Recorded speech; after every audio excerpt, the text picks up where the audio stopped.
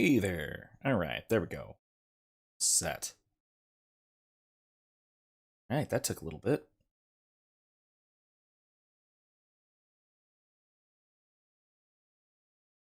Hey.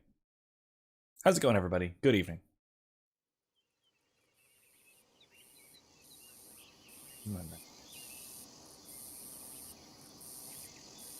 Nice and relaxing stream this evening. I'm gonna try and keep the volume of my voice down a little bit. So if I'm getting a little too quiet to hear over the game, please. I'm gonna try not to, because I'm back into this wing of class, and I taught every day this week so far.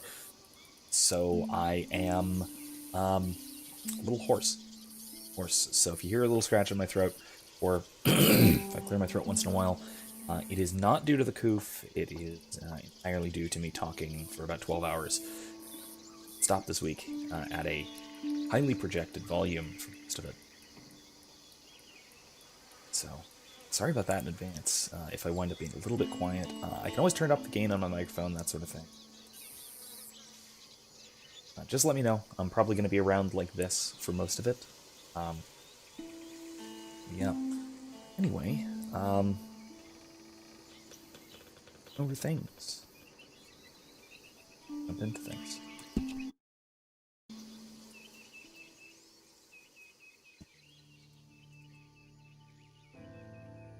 Got my Scotch whiskey for tonight. I've having been in class and teaching home this for part of this week, at least today. I've been having far too much coffee already, so I figured that stream tonight.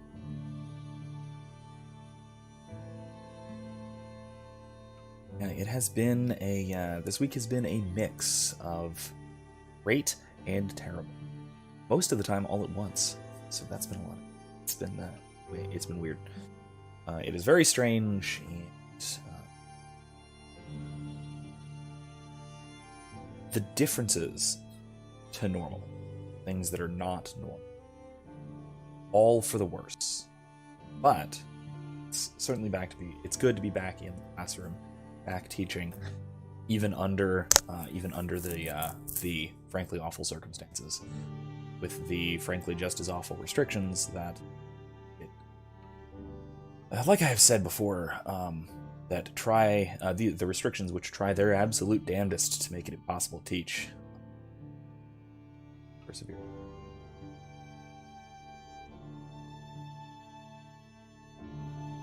Yeah, it is. The funny parts. So, funny things to begin with.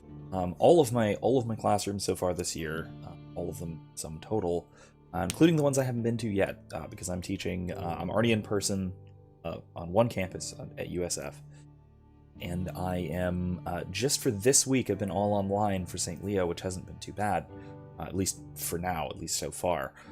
I did have a student fixing his car during class Tuesday, but hey, multitask. Cool. That's pretty neat, as far as I can tell. But that aside, in any case, the in-class portions of everything. Why am I in Valentine? What are they doing in Valentine? Guns? Oh, the brothers are back. So let's go see them. Kylie says, yeah, my classes were weird too, plus the fact that I got a pinched nerve in my back. So getting to my live classes today was a little slow. Yeah, I'm sure that does not sound fun. Partner? Howdy. Another shave, don't I? What's that doing? Now, you see, Helen, Acri here is a silly boy. And Protus isn't a boy at all, but a chimpanzee that a man shaves a face into every day. Now, that's very useful if you need to climb a tree, but a good conversationalist it does not make. He was always a sickly child, sickly and weird. I have no idea why he followed me out to the West. He would have been better off staying at prep school or going to the seminary. I've spent my whole life horsewhipping the scoundrel, but to no avail. Huh. You can't punch, my sweet. It's sad, really. Oh my, our friend. Hello. I bet you can punch. Do me and the lady a favor here, would you? And thrash this impudent wretch. Thrash! No man alive can thrash me. What was your name, sir? Arthur. Arthur could. Easily. You, maybe, but not me. I know. Punch us both. As hard as you can. You'll break his glass jaw, and I'll be left standing. The knight and the knave. Good idea. Here we go. Hit me, then. Dear boy, give the feeble fellow a little tap and watch him crumble. Don't sway your hips. Come on. Right. Okay. Everyone's gonna regret this. You really walloped him. Right, yikes! I'm fine.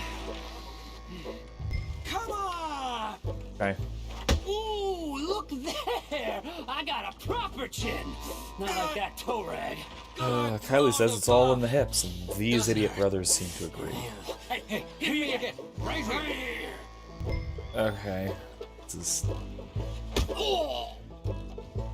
Weren't you taught never to hit girls? Punch a man for once. Give me your worst. I'm gonna break your rib. I've broken a rib, and it is not a fun experience. Barely even felt it. There's only one thing for it, then. Hit me in the manhood. Don't worry, sir. Mine are made of steel. Real steel, huh?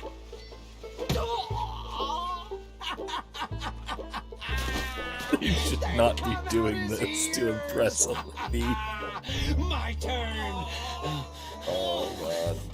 Come Are you sure about this, buddy? Oh, my God. Enough, gentlemen?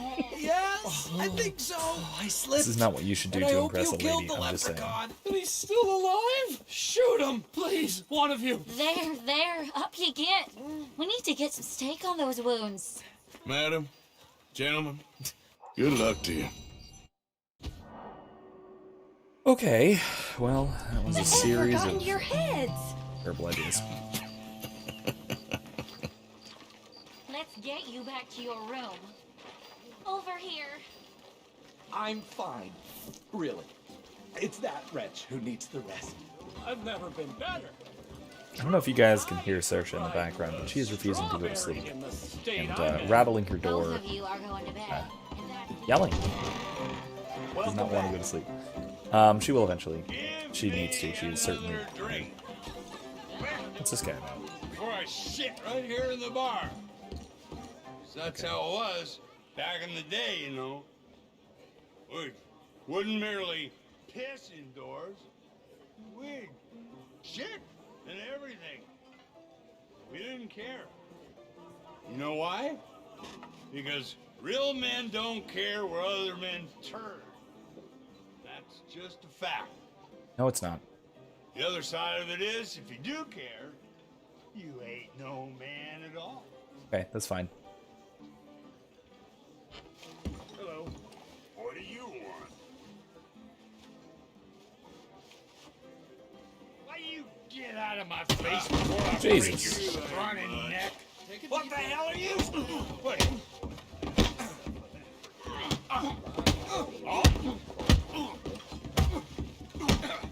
Oh, I get it.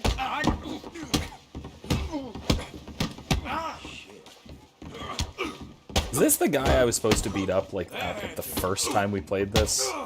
The other guy was talking about? I think it is. place.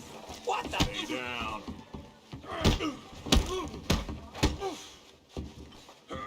That's not so showing off with that thing, huh? It's ridiculous. Get away from me, you son of a bitch! Too long on the You trip. It's fun son to of a think to man.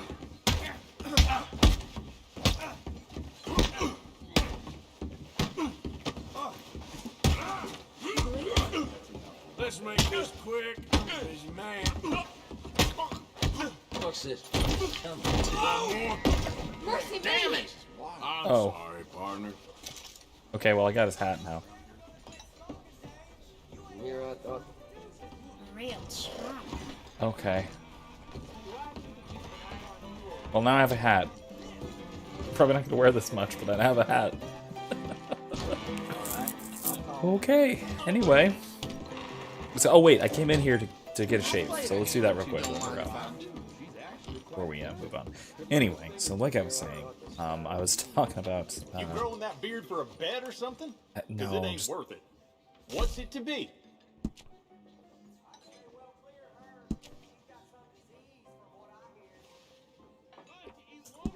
Looking mighty fine. Man, I can't see.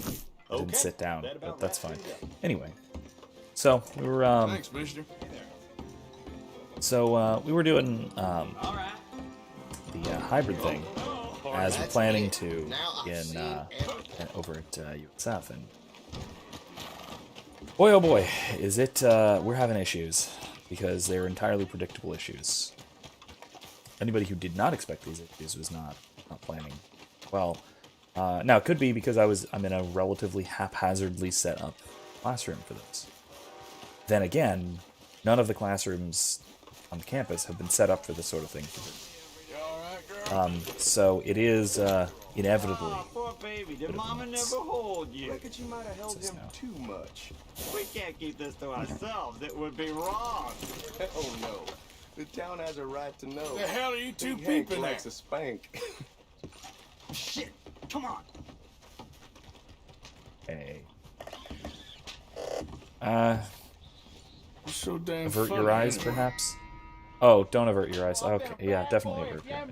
Avert your eyes. Let's go. I think that... By the way, I think that was the sheriff. But don't go easy on me. I need to be taught a lesson. Oh, yeah, it's more like it.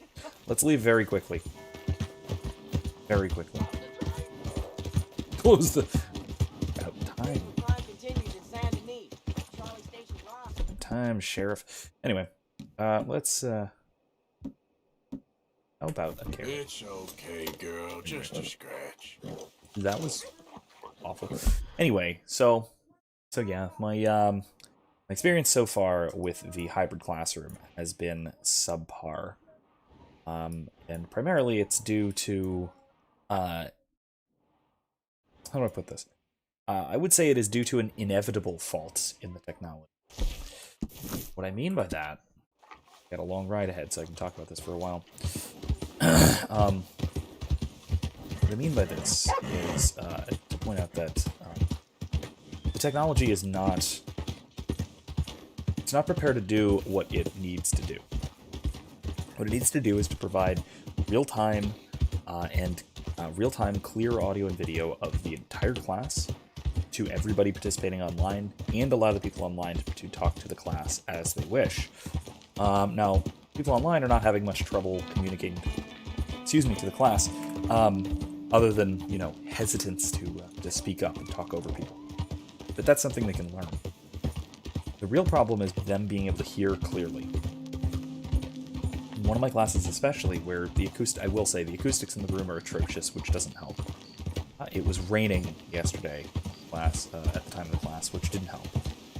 The biggest problem is very clearly... so we'll see if you can guess what the problem is. I'll describe the complaint. So after class, all of my students claimed that they couldn't hear.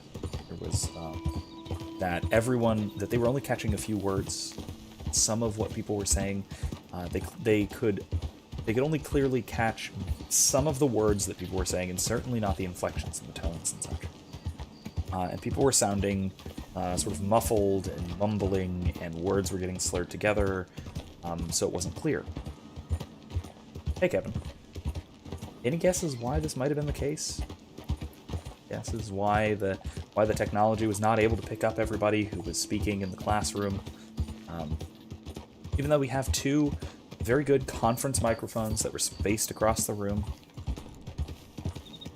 Now, I will say there was an issue having to do with, like I said, there's an issue having to do with acoustics, and that probably contributed.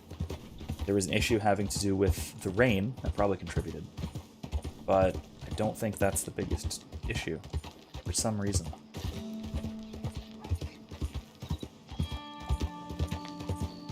Okay, let's go.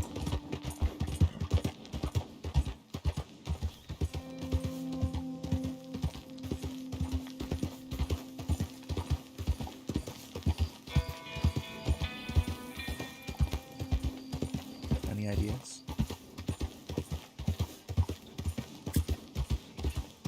I'll give you a hint. It's the elephant in the room. It's the elephant in every classroom, and it's the elephant in just about every indoor location in the world.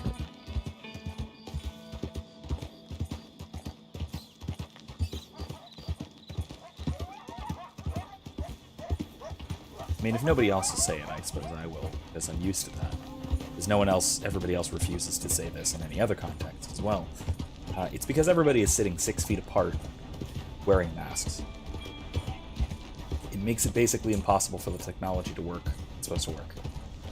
And I had IT in there for almost a third of the class, trying to get it set up, trying to get everything to work properly, and they thought they had it set up, and it was still a problem for the rest of the class for everybody, unfortunately. Which really sucks for a class like this, because it's all discussion-based. They need to be able to hear everybody. Everybody needs to be able to hear each other. And I'll talk about why that's so incredibly important for honors class, too, for a class like this. But part of the problem is very clearly that everybody is talking through a cloth mask from very far away from each other. And no matter how much you project, it's going to slur words together. You're going to sound muffled, mumbly. And that's a very big problem if you're trying to listen digitally. I have a mask with me, but if I start talking through the paper napkin, you start to get the idea of how hard it is to understand me. Right? Now, if you were in person and we were talking face to face, it wouldn't be too bad. It would be acceptable. Like, stop. Because I have a sinking feeling that the auto-run thing, which is of course will just run me straight into this train. Yeah, it is a huge problem, and it's a very unfortunate problem because, like I said, I had IT in trying to fix the problem, and I mentioned it to them that it was still an issue out, and we're working on some workarounds that I again will, unfortunately, will probably inevitably fail, because we're working with what is essentially an impossible situation.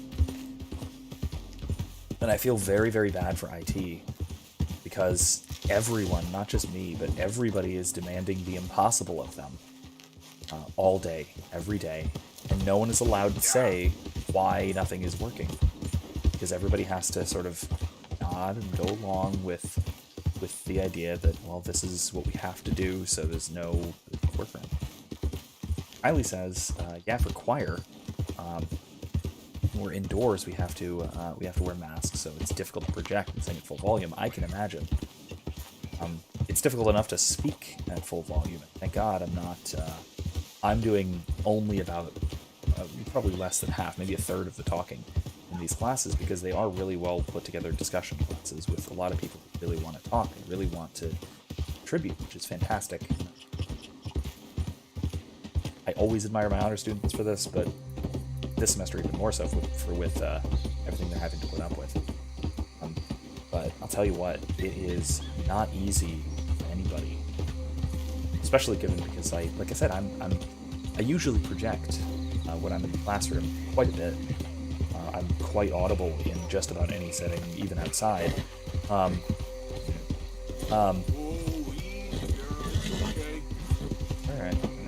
there's a snake.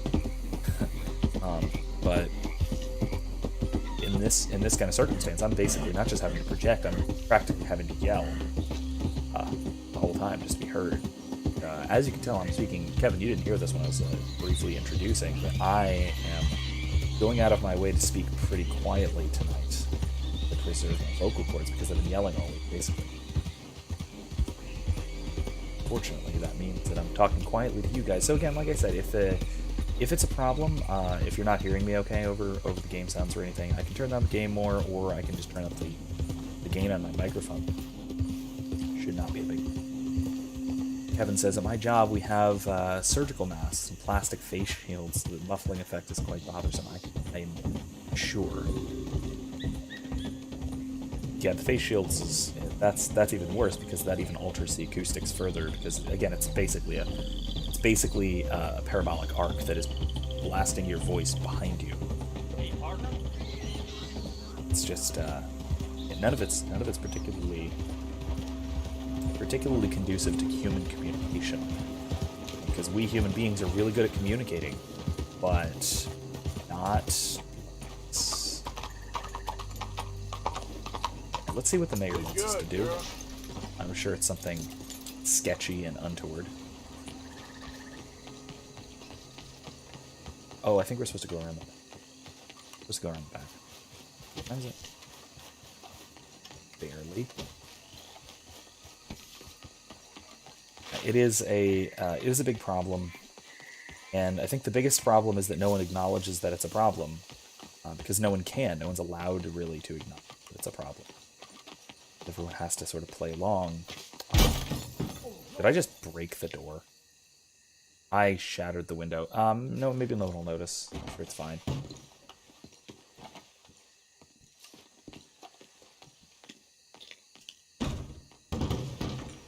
Excuse me? Excuse me.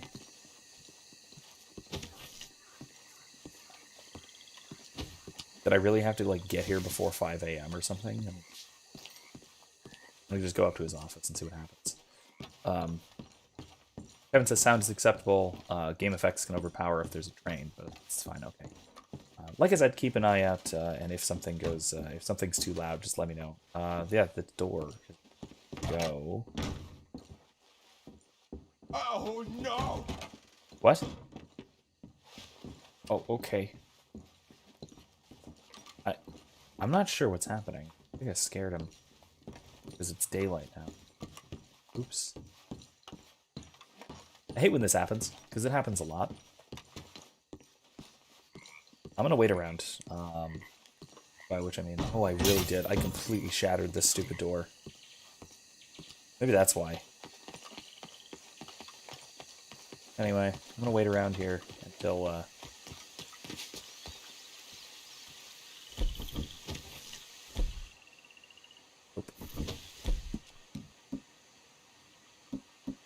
maybe I can just wait. I don't think.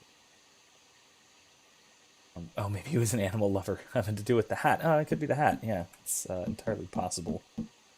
No, I already crafted everything, so I can't just wait. There's no way to just wait in this game unless you're like, unless you find camp or something. I'm gonna knock over his. Oh, really? Yeah, I think this city is governed by Ace Ventura. Anyway. Well, it's daylight now, so I guess I'll have to come back to this. We'll do the thing in the thumbnail first. We'll do the poker tournament thing with Trelawney. Claire, I need to pass. Alrighty then, indeed.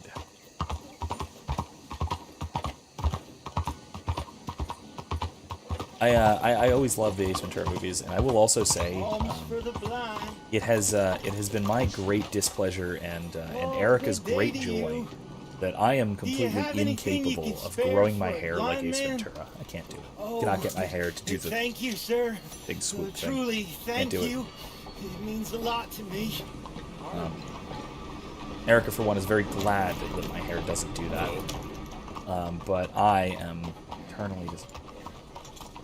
Howdy, Please, there's someone here. Alms for the blind. Here's Trelawney. Let's see what he's up to. Yeah, my hair's incredibly thin, and it's fine, but thick. There's a lot of it. Morning, friend. Which is, Hey, y'all. I thought that was Trelawney. Not. Hi there, mister. Oh, actually, yeah, Kevin says, it's the Monopoly guy. Thanks for the free parking. Basically, he does kind of look like... Not the Monopoly guy. He looks... the mayor actually looks like the... who's the main villain from the second one? From When Nature Calls. The hunter guy. How's your name? He really looks like the hunter guy. I guess we gotta get a suit. Get a tuxedo. Ah, there you are, dear boy. Yes, here I am.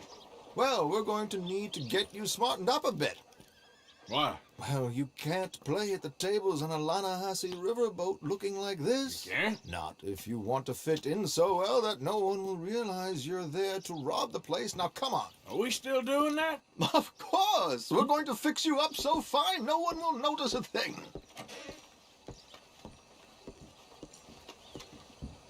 Hello, can I help you, gentlemen? Yes, my friend here is in need of a new suit. Make this gentleman look like the Duke he really is. It was the English's fault his grandfather had to emigrate. A bitter and jealous people. You can see the aristocrat he's in his very, profile. Very offended. The Kylie, heavy that, brow. he can't all the join high inbreeding. class society with his Might new I suggest a coonskin fine cap. three-piece town suit, sir? Perfect for the occasion, I'd say. On which note, I've forgone coffee, as I mentioned earlier, for a nice Scottish whiskey. It's a Glenfiddich 12-year, one of my favorites. Chop, chop. Let's get you out of that cattle wear and into something decent. All right. Well, that's not it.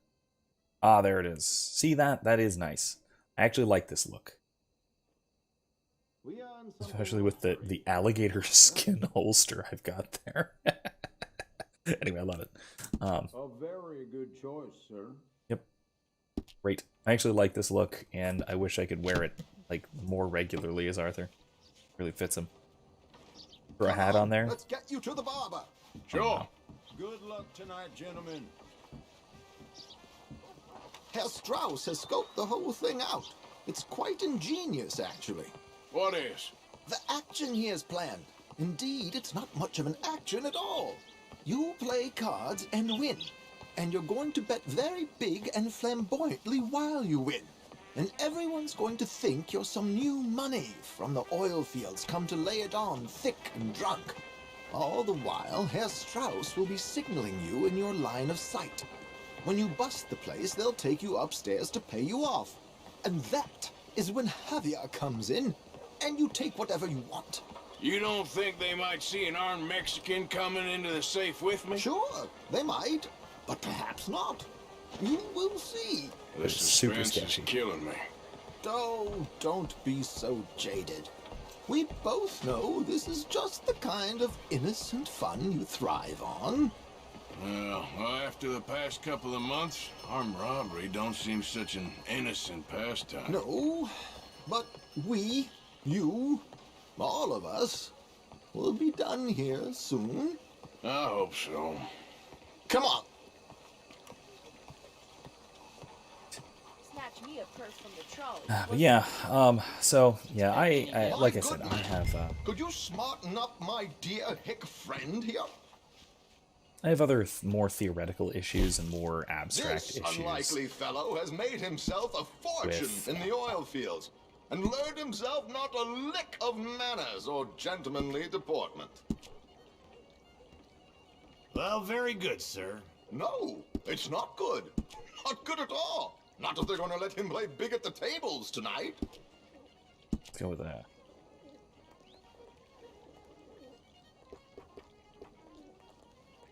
Go with that. Trim it back a little bit. Pomade. Make him look like a prince, sir. And that'll work. Better. There, Not bad. very smart. Come on, let's get to the docks. I've arranged some transportation for us. Like I said, I have some more theoretical and psychological issues with the whole with everything having to do with the restrictions as well. I'll talk about those later as well, like next week. I'm going to have a lot more to say, I'm sure.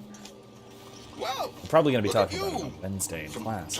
It's very, very relevant to some of our readings This coming is a up. bit much, ain't it? Coach? We can't whinny up there. It winds up being, Horses like a in bunch my of view, countrified yokels. in my view, it winds up being contradictory to the whole purpose of the class, which is Which reminds me, to establish no a kind shuffling and of mumbling. academic Puff your camaraderie chest out and outside yourself. a genuine academic community where St. Ham. people trust each other and So, people can who's a mark? ask complex questions. You alright, by the way, driver? Oh, yes. It's not Don't an issue. worry. It's kind George of an and I issue. go way back. It's a performative contradiction. It's a almost, man and called that kind of thing always drives me Desmond insane. Blythe. Made a fortune in hosiery of all things. Likes to play fast and always keep some extra collateral in the safe upstairs. So, if Strauss is sitting behind him, how does he know what cards I got? He won't. But the dealer has recently become a very good friend of mine. Another one. Don't worry, Arthur. We're all the authors. Well, good fortune. He'll make sure you get the right cards. What could possibly go wrong? Well, plenty of things, but we'll see. And what money am I playing with? Don't worry. That has all been arranged. Your chips will be waiting for you. This all seems awfully convoluted. Ah, there she is. Come on. Okay. Arthur, leave any weaponry here. They'll search us when we get on. George, we'll collect these from you later. Very good, sir. Thank you, George. Good luck, sir. Alright, great. Very nice Remember pearl-handled what I said, Mauser Arthur. pistol. Everyone is the author of his own good fortune. Yes, believe me, I heard every word. Watch Strauss, listen to the dealer, and this should be a very lucky night. Anyway. There they are. Any of you guys have a chance to, How wonderful to see you. Arthur, you remember this pair of boys we met in New York? Come on. Champagne is on dear old Javier Arthur. almost He's rich cleans as up can good. be and feeling luckier than a turkey that survived If it weren't for the hair, Thanksgiving. he needs a haircut too. Hello, The gentlemen. bangs are a bit of an Hello, issue dear as far as boy. fitting in goes. Anyway, do any of you guys have a chance to either have a chance to see or remember well the video I shared yesterday? Champagne. The one on the street epistemology video. I'm afraid we require all patrons to hand over their guns. Good time. The tables await. I'll go find myself a change of clothes. Some of what we talked about today, so that was a lot of fun. seem Always fun. Robbing That's a always a good heavily time. armed riverboat without a gun tends to bring out the self-doubt in me. These people are virtually idiots. This is simple stuff. Now have a good time, but don't lose too much money or your wife is going to kill me. Whatever you say. Now where can I get a cocktail? Okay. Let's go have a seat, yeah? We have a chair here with your name on it, sir. And Kylie, you actually ought to remember this. We talked about it in, Good evening, gentlemen. you have yet or Arthur you have not? Callahan. Sorry I'm late. I had some unfinished business at the bar. Desmond Blythe. Evening. Not to worry. Welcome to the game, shit. Mr. Callahan. It's a good one. Okay, gentlemen, let's play. Hope you're a player. Been too many cowards at these tables recently. Nothing less dignified than a man afraid to lose a little money. Look at this! Chips already stacked up, waiting for me. I like this joint already. We aim to please, sir. Yeah, let's just call for So, how are we all fared? Some better than others. If we all fared the same in life now, where would the fun be? Quite. Wait, not Desmond Blythe, the hosiery king. I should have brought my other wallet. Not my preferred title, but yes, you should have. Who's your king? Oh, that's not very good. Oh, and Jesus. We'll see about that. Strauss saying.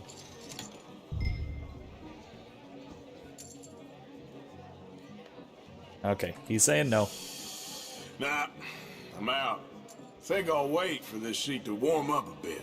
Kylie, I was asking if you remember the philosophy of religion video on the street epistemology Here one, we go then.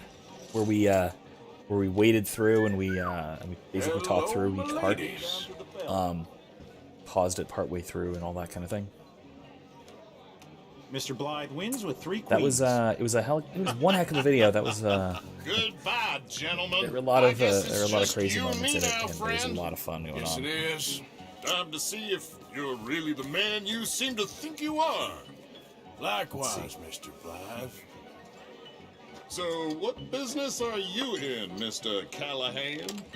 I'm an oil man, for my sins. Funny, I haven't heard of you. Oh, you will. You know, I thought about getting into hosiery, but Ooh, 2 pocket queens. just look better in a suit. Wow, that I was would great. stick to oil, Mr. Callahan. I don't think you have a future on the stage. You sound just like my wife. You got enough chips there to go a little higher? I like a confident man, Mr. Blythe. Okay, Strauss says yeah. Let's do it. Call. Yeah, some of the points were so that this was a straight epistemology. The idea is Okay, Mr. Callahan, Ooh. I'm all in.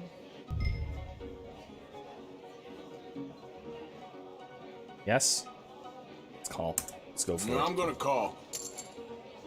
Interesting. Pair of cowgirls. Oof. Uh-oh. Oh, all right, not bad. Shit. Shit. Um, I guess my luck I love cheating at held. poker. Is that you done? Done? Bust. Well, you got something else to play with. Meaning, Well, I heard there was some big boys on this boat. Maybe that's not you. No offense. sit your hillbilly ass down. Why? I got a watch. Look at you. An expensive one. Real fine. Swiss. A Reutlinger, no less. It's in the safe upstairs. It's worth more than you.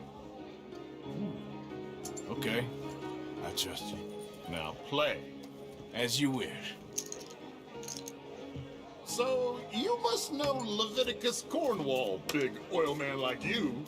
Of course, we've crossed paths. I was fortunate enough to tour a little operation of his up in New Hanover. Eric King, it's not bad. I am 100% all in, Mr. Callahan.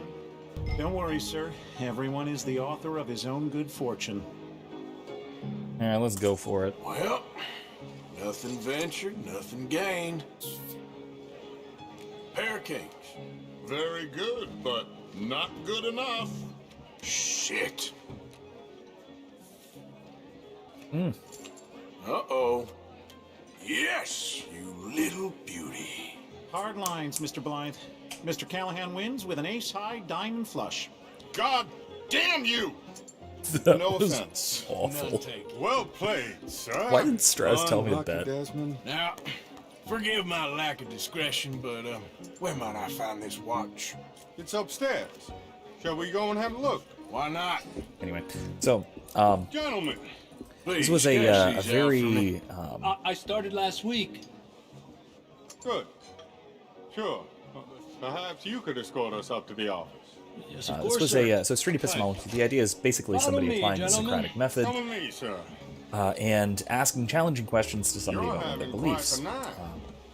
Yeah, so far. Anyway, as you recall, this was one where cannot believe someone the gave person a being questioned greaser was a notoriously job. unprepared. So I used it as sort of a we live springboard in strange times. to talk about a lot of issues in philosophy of religion trust one generally. with a gun, but fear not. I've got my own little lawgiver right here. Very good. We're about to start Robbins. We'll be That'll hiring good. Negroes. Yeah, I know. Don't we have? I think you're going to Never like served. this watch, sir. I saw it earlier, and it really is a handsome piece.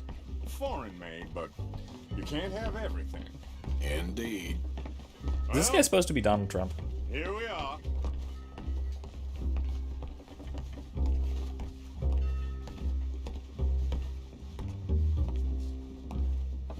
Just give me 1 second, sir. Of course, take your time.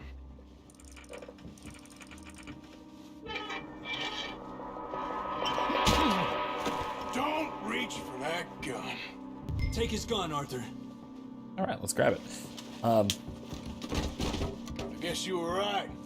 Only an idiot would give a greaser a gun. Idiot, huh?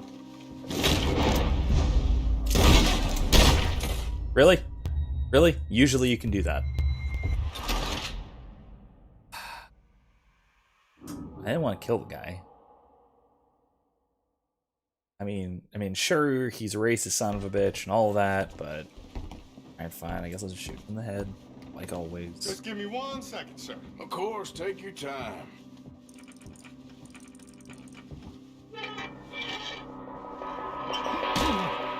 Don't reach for that gun. Let's try this again, shall we? I guess you were right. Only an idiot would give a greaser a gun. Idiot, huh? Okay. Shit, let's hope no one heard that. Quick, clear the safe, let's get out of here. Can I pick up the gun? Quick, let's get the money and go! Okay, fine. No, yes, I can't. Alright, anyway. Can't believe that asshole had another gun. The view in here is looking pretty good. How much is there? Must be a few thousand plus the watch. Nice. Now let's get out of here, come on. Let's go meet the others. Sure. I can't take the gun. Darn it. Okay, fine. I reckon we've only got a few minutes to get out of here. If we're lucky. Anyway.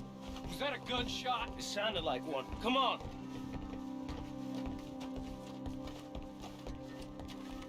And how exactly are we getting out of here? I ain't too sure. This is what tends to happen when you leave Trelawney in charge of planning. Oh, garnish no meat. Probably involve us dressing up as dancing girls and canning off the side. Nice uniform, by the way. Thanks. I'd give anyone a job these days. Anyway, we shouldn't give ourselves away till we know we need to. Maybe we could still blend into the crowd when it all goes crazy. Which it surely will. To the bar, senor! I hope you had fun, sir. At the time of my life. You boys sure know how to put on a show. Evan says I'd have preferred if you could take the guns and sell them. Yeah, true. Very true. There's your friend. You really can never, you can just about never do that, unfortunately. I beg you to take back the What the insinuation. hell is Dutch doing? Oh, that's not Dutch. Now, don't be a sore loser, friend. There's something I don't like about the pair of you. There's plenty I don't like about you, but I have the good manners to keep my mouth shut. There he is! Shoot that man! Come on! What the hell? We gotta get out of here!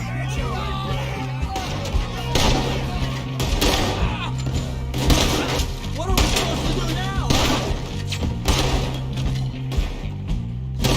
What's our next move here? Right. Where are they all coming from? Arthur, whatever you do, don't forget I'm unarmed. I know that. Why are you yelling at them? Tell them. Oh, let's get the hell out of here! Do I have any? No, I don't have any other ones. I don't know. This ain't my show. Silly me. I clean forgot to bring my gondola.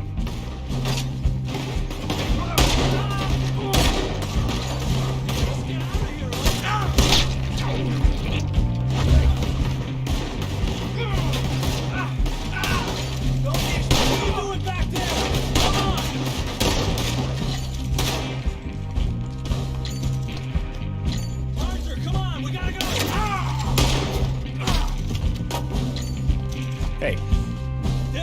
We gotta go! Come on! Wait, we're not going this way.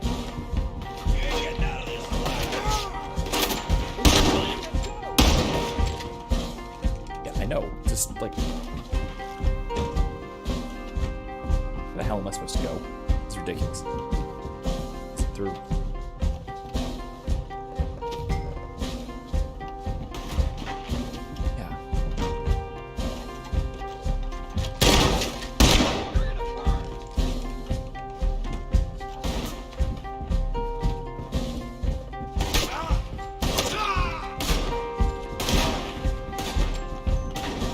Oh, I gotta go over here. Okay. No, I don't. What in the heck? Okay, let's try that again, shall we? Maybe it glitched. That's possible. Anyway, so what I was saying. Come on, let's get the hell out of here! How do you suggest? I don't know. This ain't my show. Silly me.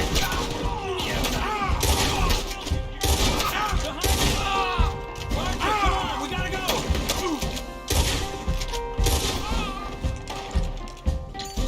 Well, they're escaping downstairs. Go! Come on! There was no one above the alligators. That's why I'm an idiot. There we go. Let's go. Oh, for Christ's sake! That was way easier than I was making it. So basically, this was a case of somebody who was pretty uneducated in her religion and especially in philosophy. Well, Carefully never a considered dull theological issues. moment. Yeah, that's one way of putting it. Getting groped So, pretty hard by the Socratic How much method. did we get? A few thousand, I think. Pretty good. Yes, indeed. And this watch, apparently it's worth a bunch. Swiss, a Reutlinger or something? Nice watch. Yes, it's a Reutlinger, all right. We'll give it back then. All right, come on, let's get out of here. Slightly off center. There. Better. Yeah. It was a lot of fun, and basically, I use it to also demonstrate a bunch of logical fallacies, because, oh boy, does she commit a bunch of them. So circular reasoning is probably the most common of them. Circular reasoning, question begging, that sort of thing. Let's see, what else we gotta do? Dutch wants to do stuff, but that is a ticket for horrifying disaster.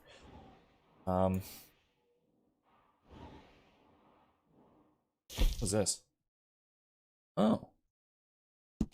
Let's go take that. Let's go check that out. Why not? Quite a ways away, but let's do it anyway. Go for it.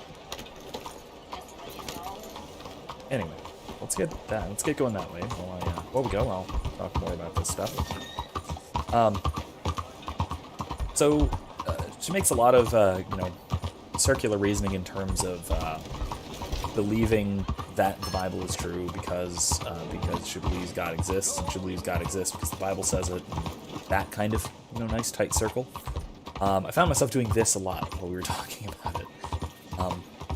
Which, of course we did. If you do have the time, check it out because I do use it for. It's about an 11-minute video, and I spend a full hour talking about it on my own personal, just recording my own thoughts and commentary on it. None of my 3 classes got past 8 minutes, I don't think, of the 11-minute video. Because, we were pausing it every usually less than a minute, and we talked about things for a solid 10, 15 minutes each. So, it was a good time.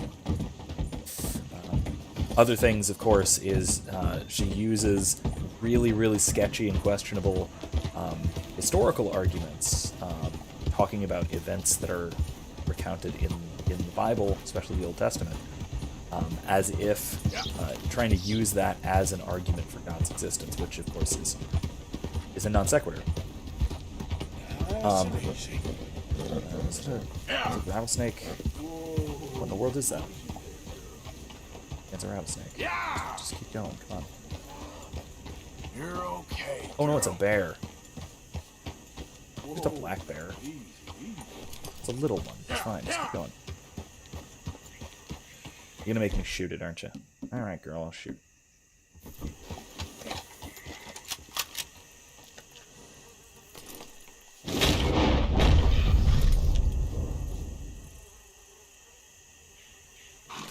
Alright, never mind.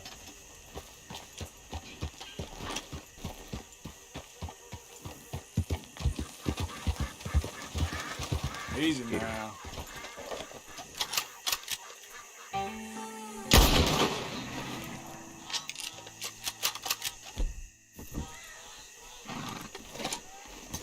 Okay, let's go skin this bad boy.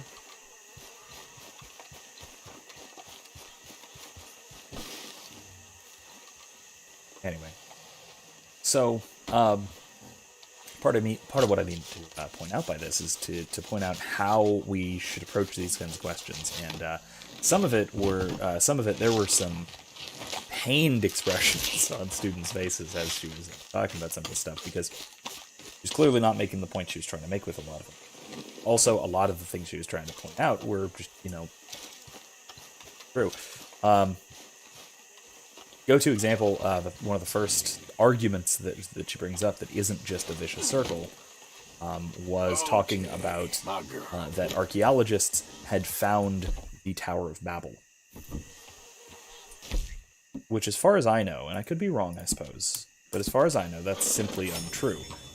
There's no archaeological evidence, as of yet, for the Tower of Babel, other than perhaps the city of Babylon, if that counts. I don't know if that counts.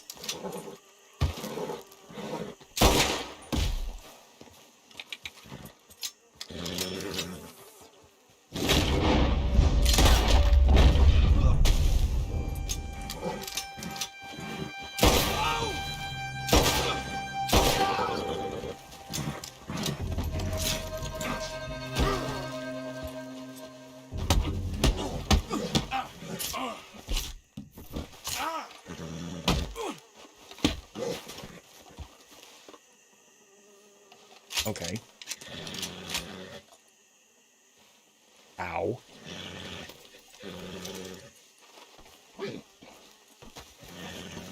Well, that turned out fine-ish. These folks are kind of creepy.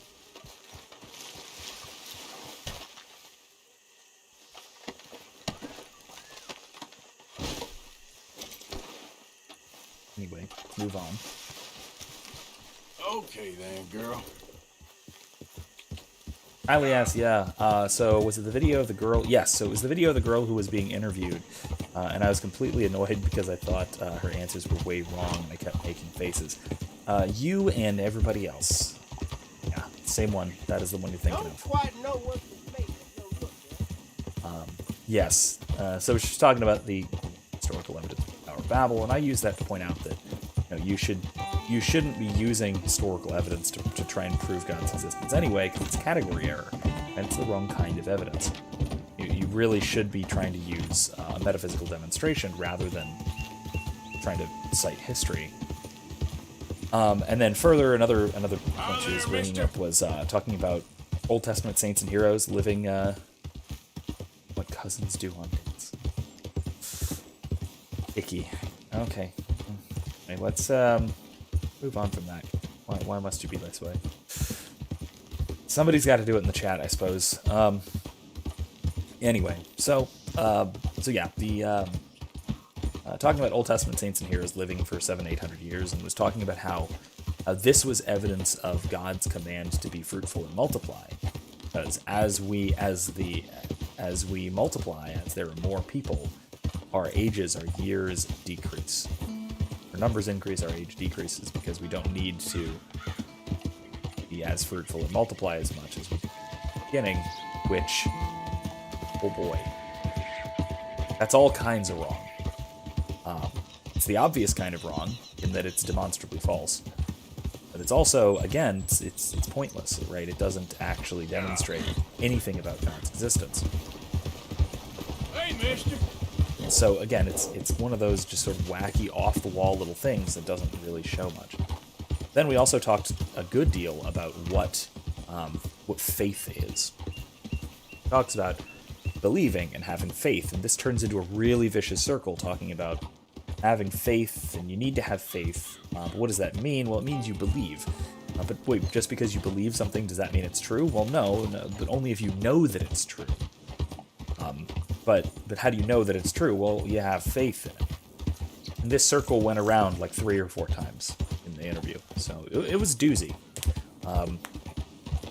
Definitely recommend watching it. Find it on my channel. It is it's the first one in my Preambula Fide Philosophy of Religion playlist. It's kind of my introduction, hence having it sort of the first thing in class, to kind of set the tone and figure out what kinds of things. So it was a good time. I recommend checking it out if you like philosophy of religion, if you like carefully considering things that a lot of people don't carefully consider, or at least she doesn't carefully consider, he doesn't carefully consider. Or if you just like cringe. because that works. It was rather cringy. You like that sort of thing? Check it out. That also, because she brings this up first, which shocked me a little bit. Talking about, well, maybe we don't have good evidence for our beliefs, but you know, just believing in something doesn't make it true because, well, just believing in Santa Claus doesn't mean he's real. And then somebody else, and, you know, the other guy turned this back around at him, obviously, because it was a mistake to bring that up in the context. A biter. Any case, though, that brought up my exchange with Jonathan Pajot about Santa Claus. Oh no, Saoirse's awake again? It is 10 o'clock. What is she doing?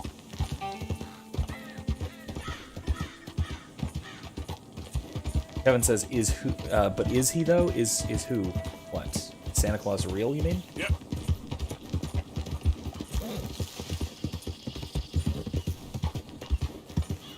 Not sure what you mean by that. You can clarify, I'll try and answer.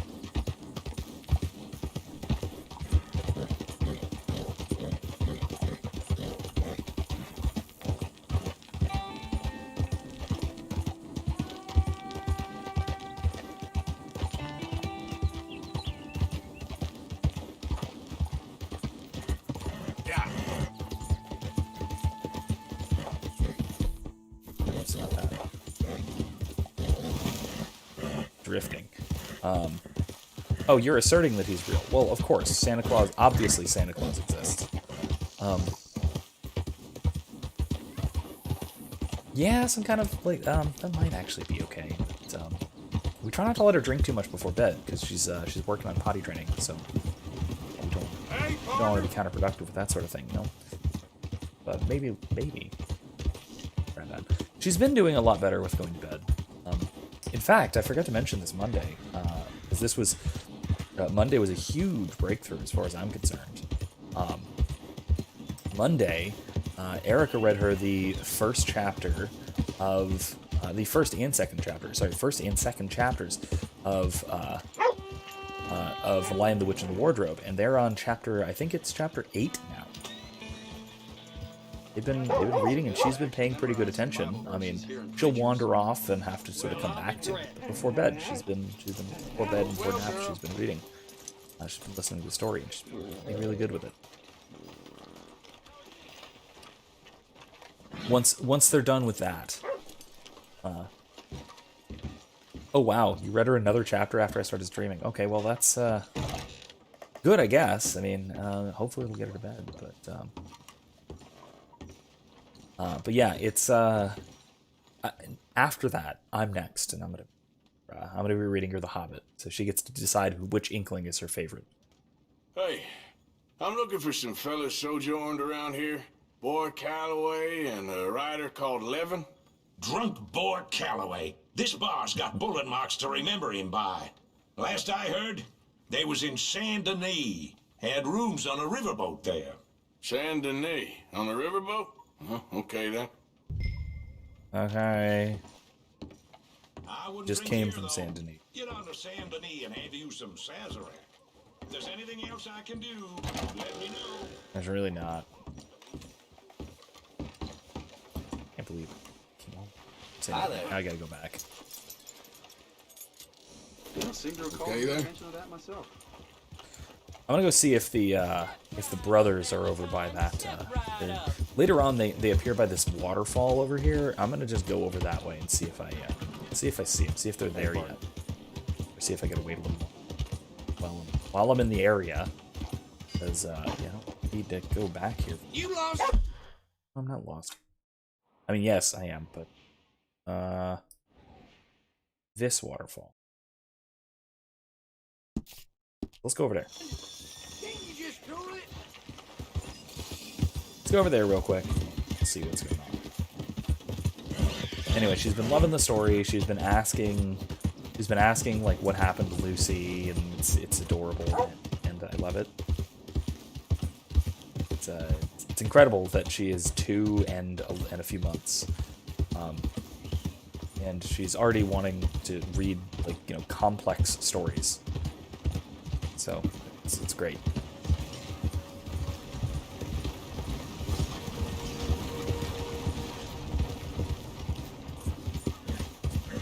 It's all right. What the heck is this waterfall?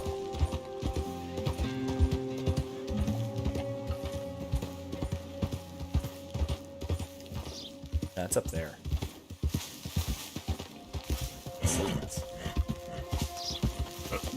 I'll find it. I'll find it. I'll find it, I'm sure.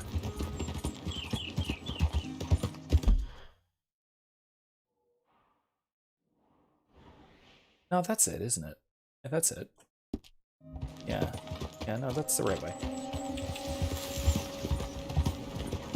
Let's head that way. Yeah, definitely, I definitely am glad to see her getting, glad to be getting her into the classics early.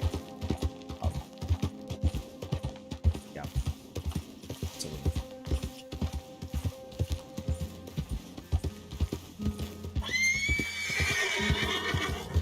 Sorry there. Kevin says, find lately I don't sleep well unless I'm listening to audiobooks. Currently, I'm alternating between Darth Plagueis and Children of Hurin.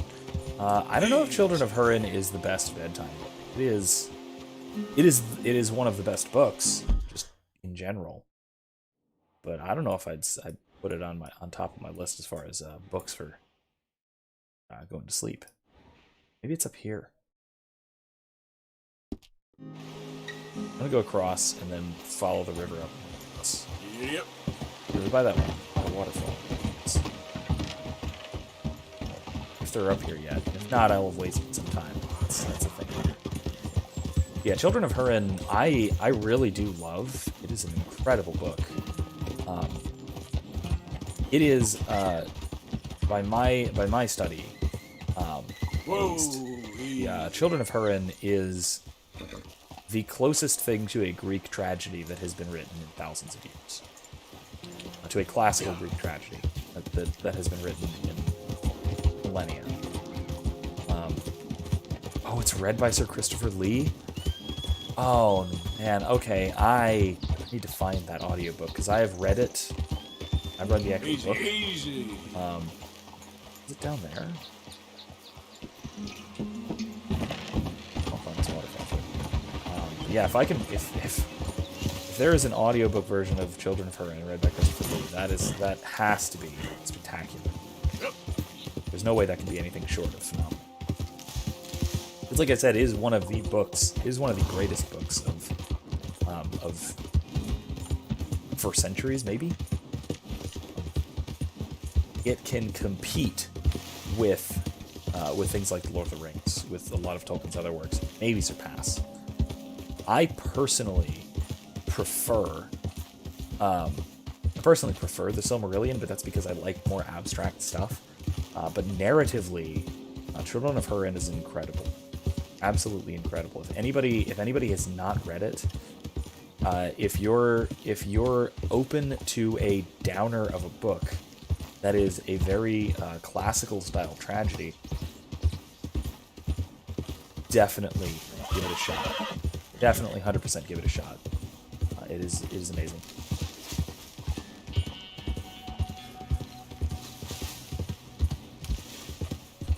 Kylie says, my grandma would read me Uncle Wingy's Adventures before bed when I slept over at her house.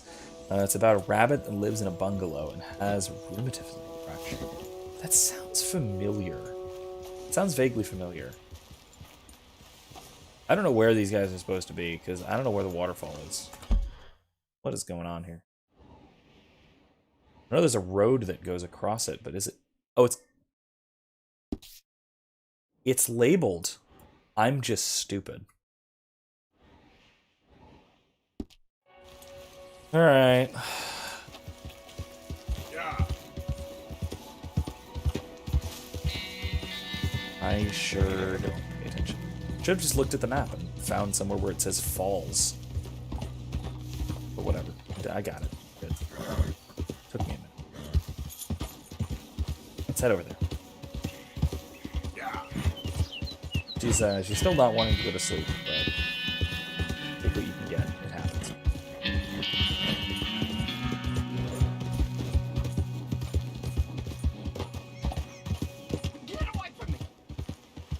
save you. What's this guy? Run from me.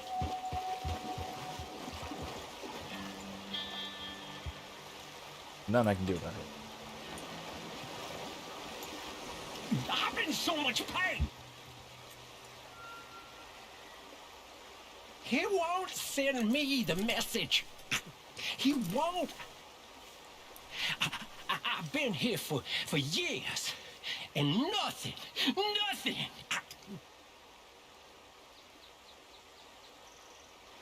Are you the signal? I don't think so. How do you know? How do I know? Well, how do I know?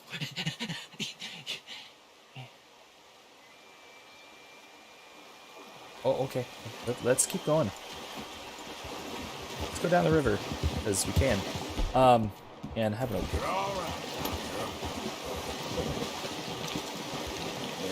Maybe we shouldn't be trying to swim. This is probably a bad idea.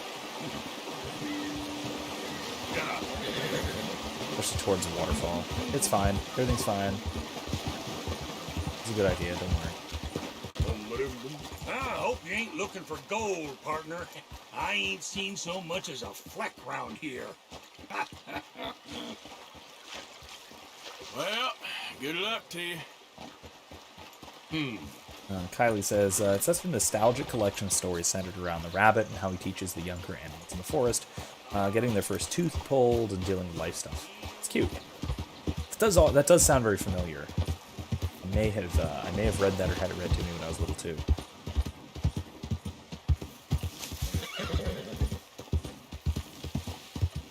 Yeah. All on the river.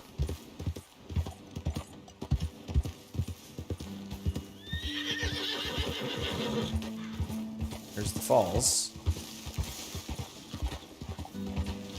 Go.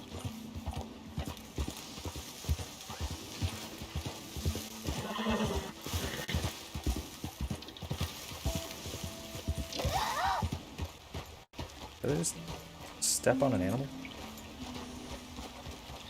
Alright, well, they're not here or not here yet. Easy, whoa. So, that's fine. Alright. They will eventually be here. That's okay. We'll come back at a future time. For now, let's head down to San Denis. Jimbo Calloway. This is going to be quite... We'll do this quest, and then we might do the bank heist. Assuming that that is next. I believe that's... Oh, wait. There. They are right here, aren't they? See a question mark. Aha! Yes! Here they are. They snuck up behind me, I guess. That's a normal thing. You are a fool and a nuisance, brother. Helen, is this creepy little toad bothering you again? Shall I throw him off? This is getting quite out of hand. Hands? That's true. Oh, he doesn't have hands. He's a troll. That's why we found him here. He escaped from his... Would you tell your talking monkey to go home, please, Helen? He was amusing at first, but now he's really quite tiring. Plus, I do wish they had shaved his palms as well as his face. Be quiet, you hobgoblin. His bottom is bright red, and he mostly eats bananas. You too. Okay, so what do you idiots want this time? Oh, Arthur, how are you? Never better. See, you two haven't changed much? No, he's still a lizard. Coward, gerbil, mommy's boy, Manatee. affluent, Discharge. milk sop. You already said that. I did not.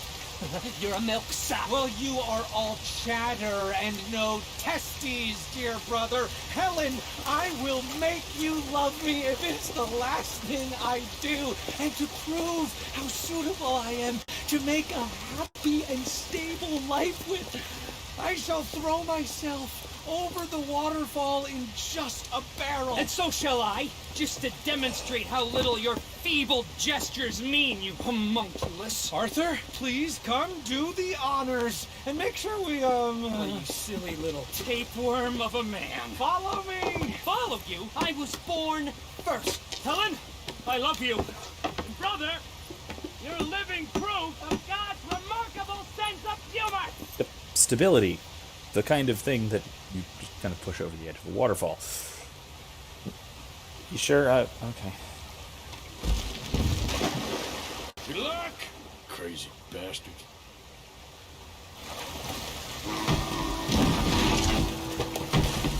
Ow. Doesn't sound fun. Oh my lord! Oh, the fools! The silly fools! I cannot believe they've done this! Come on. Let's go try and find them.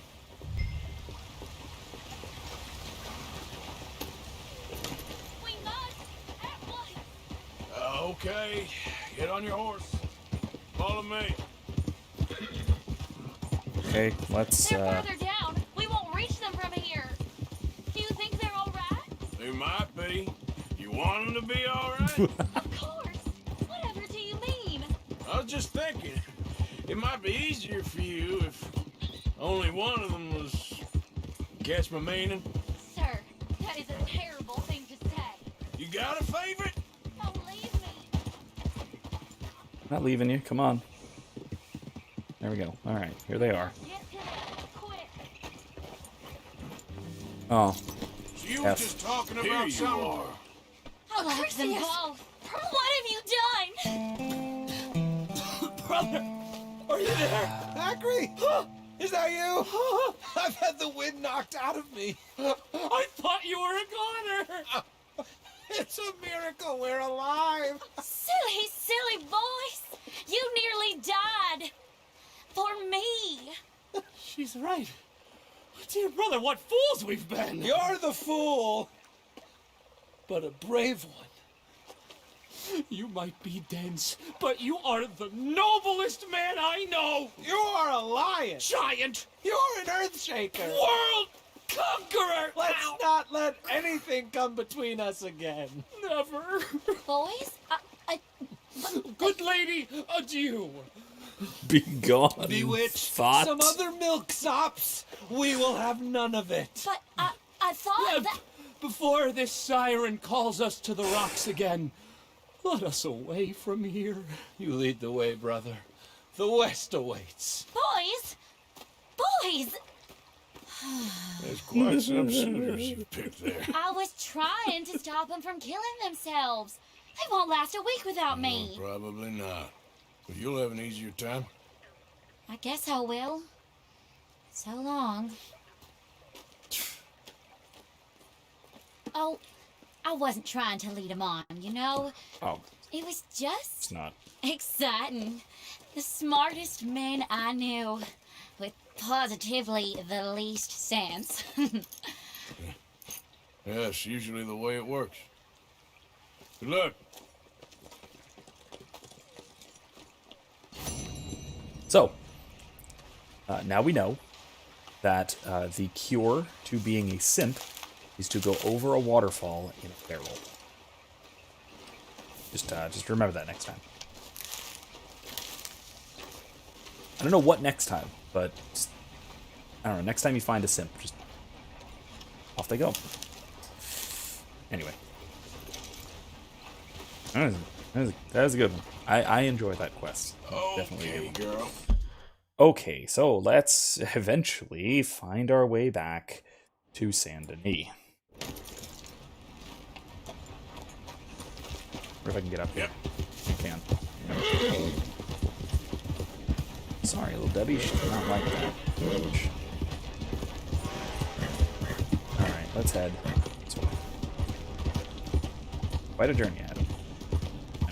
Anyway. Yeah, so that is apparently how you cure a simp.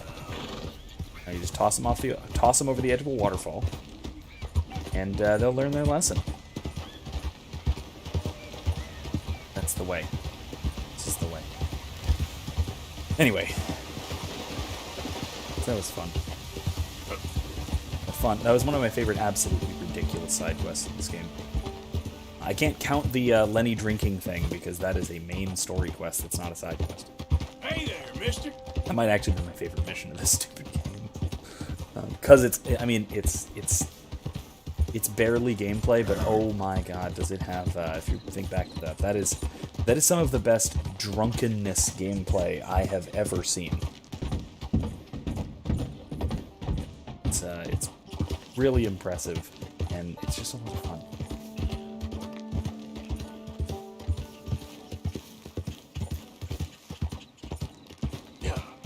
Anyway. Hey there.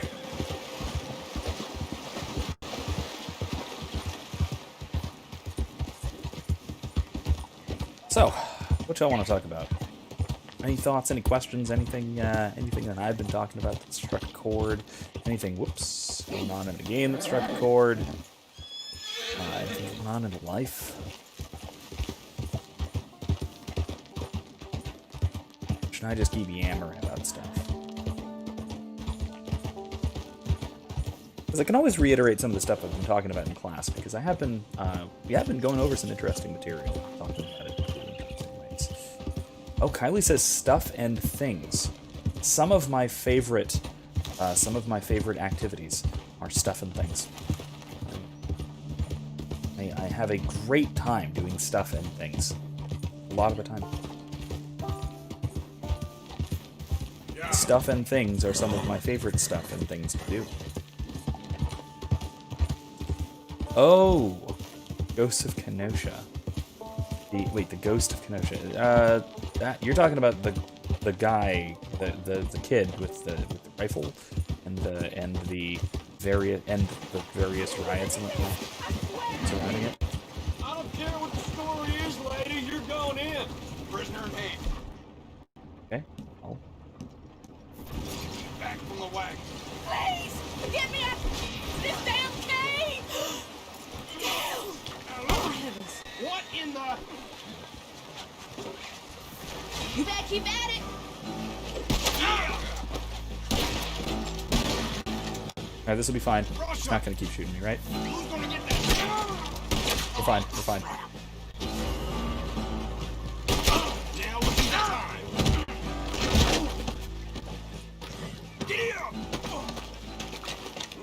That's fine. They don't, Abducting a lawman is a serious business. I'm still locked in here, please! Please help! Damn, do they count as witnesses? I'm just gonna check your pockets. Please, please, please, please, please break the lock! Okay. There we go.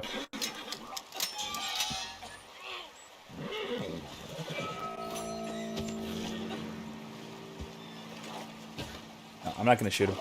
I can afford a $5 bounty. It's fine. Let's get out of here.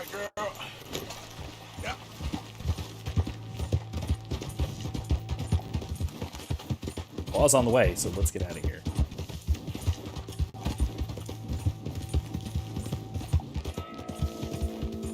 So, Kylie, if you're not familiar with this, this had first to do with a man who was shot repeatedly in the back by police. I don't know enough of the circumstances to judge fairly whether it was justified or not. I suspect not, but I will certainly say that it's questionable circumstances at best. So, and this caused another series of riots in Kenosha, what is it, Montana, I think? I could be super wrong about that. I think it's Montana. Smallish town that basically erupted into riots over the last week or so. And there was a kid, I mean he's 17, with a rifle who was defending some people's businesses. And I've heard it was Wisconsin. Thanks, Kevin. Yeah, that's way off. But I have heard that he was defending his like father or uncle's business or something in Kenosha, and so he crossed state lines from Illinois, maybe. Could also be wrong about that. but like 30 minutes away from his house, so not super far, but an adjacent community, more or less, to go and defend businesses that were under attack from rioters. And he gets attacked by some people. Somebody throws a Molotov cocktail at him, and he shoots the attacker lethally. And he winds up having to fight off a mob who's effectively trying to kill him. He kills another rioter and injures one more. When he injured the one the other one he killed had attacked him with a skateboard and been beating him over the head with it. The guy he injured had I think a semi-automatic pistol, if I remember correctly. Let's see what this is. So.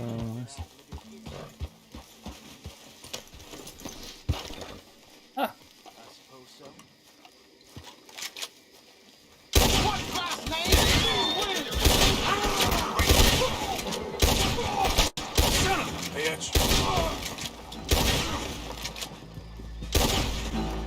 One Raiders. Y'all just so angry.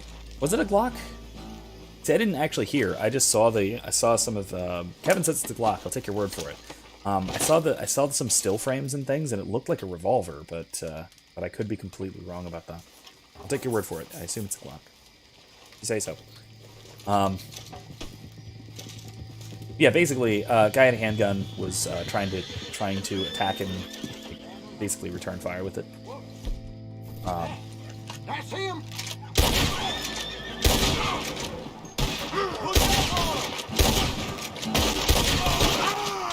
Say your prayers now, you son of a bitch!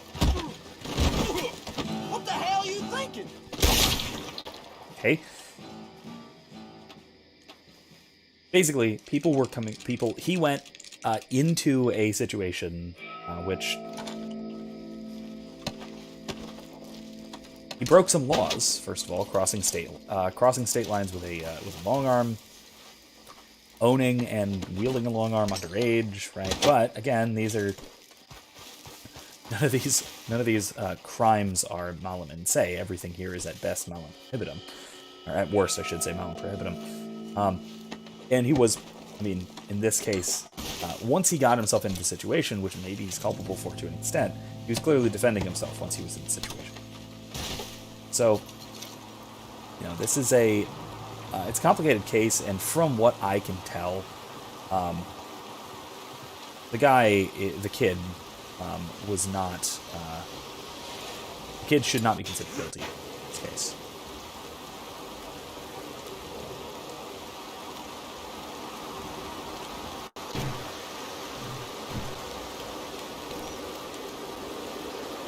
I don't know what that was, but I picked it up.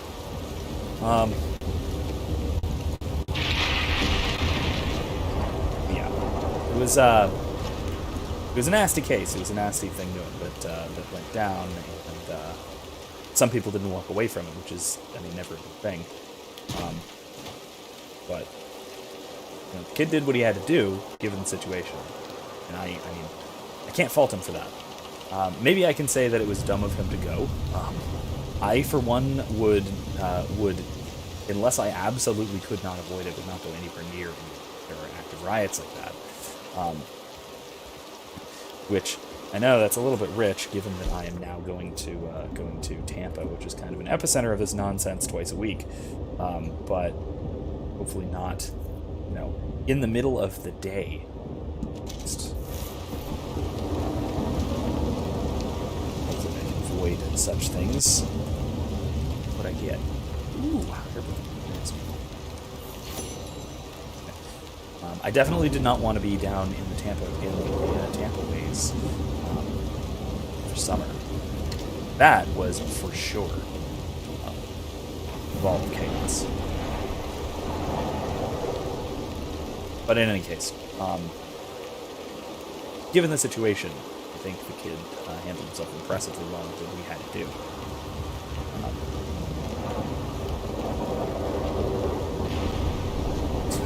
Marcus says, "Let's just hope the police don't shoot someone else, or else the USF would just burn." Yeah, that is a legitimate concern. a very, very legitimate concern. I'm worried about such things. Tampa's been a hotbed for months now. But you do. Avoid it is one thing you can do. It's good. Defend yourself is another thing you can do, but if it gets to that stage, well, you probably ought to have avoided the situation if possible in the first place. Kevin says in proper society, he would be within his rights to defend his family's property and bear arms with full capacity to use them defensively. That's very true. But at the same time, it shouldn't have been his responsibility, and he shouldn't have had to take on that responsibility. Kid is 17 years old, and didn't even live in the area. That should have been something, realistically, again, in a sensible society, in a proper society, that's something that should have been handled by the community there, by grown and trained adults. But it's not. So chaos brings out the best and the worst, and the worst in a lot of folks. So, do. I mean, it's quite straightforwardly really a case of societal breakdown, and this is just what happens when society breaks down. And a lot of societies, because the U.S. isn't a society, that's naive. A lot of societies throughout the U.S. are breaking down. And I mean, a large component of that is all of these riots and things, but probably a larger component of that is things like lockdowns, which have their own problems, but are right. They have their own, anti-civilizational effects, but they are also, without a doubt, exacerbating the civil unrest that we see. People wouldn't be nearly this desperate if it weren't for millions of people out of work. Lots and lots of people being destitute and desperate. Yeah. I've been dreaming of iron like this since I was a boy. Damn fine piece right there. I've been practicing. Told you I was good. Oh, I'm Oh, sure. good, I guess. Eyes closed. Ha! Sure, that's the Good one. trick. Gotta be confident. Hey, oh, that's too much, man. Oh! Jesus. God, back the hell off of me.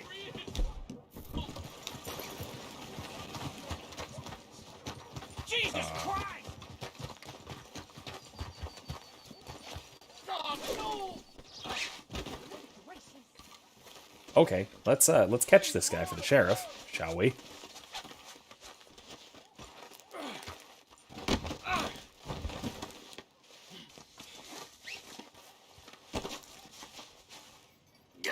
This hurts. Let me go. Yeah, I bet it hurts. You just shot somebody in the head. Your day, is what the hell? Here we go. Let's see if the sheriff wants him. Jesus.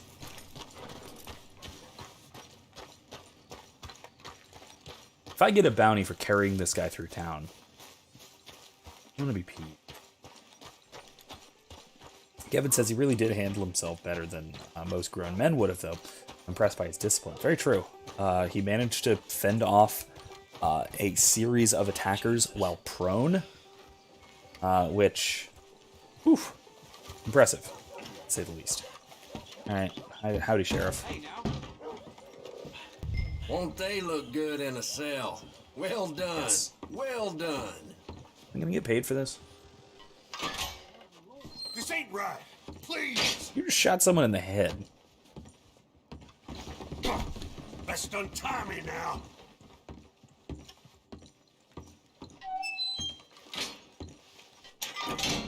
Save your breath. Nice work bringing them in with some kick left. More fun for us. Oh, great.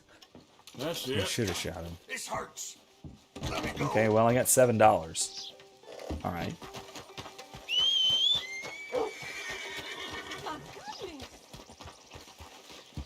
All right, let's get out of here. Anyway, but yeah. So that was a mess. In the meantime, Erica was saying, help me fill the 2,000-year history for my tabletop, for your tabletop setting. Yeah, that is, that's going to be a good one. So, how much of this do you want me to explain, or how much of it do you want to explain and for me to read out? It's your call, obviously. I mean, I can probably explain a good deal of it, but you might need to correct me, or I can get it out, or as you wish. It is, again, your setting. You're almost entirely the brains behind this, so let me know. I'd be happy to talk about it, and I'd be happy to brainstorm in the chat too, because I think it's an interesting thing. Oh, well, Ed watches, but he's not here now, and also it's all backstory stuff, all world building things, probably stuff his character would know anyway. I don't know. It's up to you. It's up to you as to how much I can and should explain. Please defer to the chief. Help. What?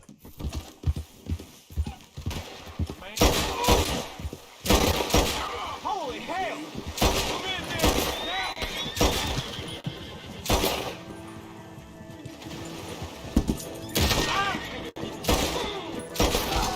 I think I may have accidentally shot the guy I was trying to help. Darn it. Okay. That is true. I need to talk more about philosophy. No? Okay.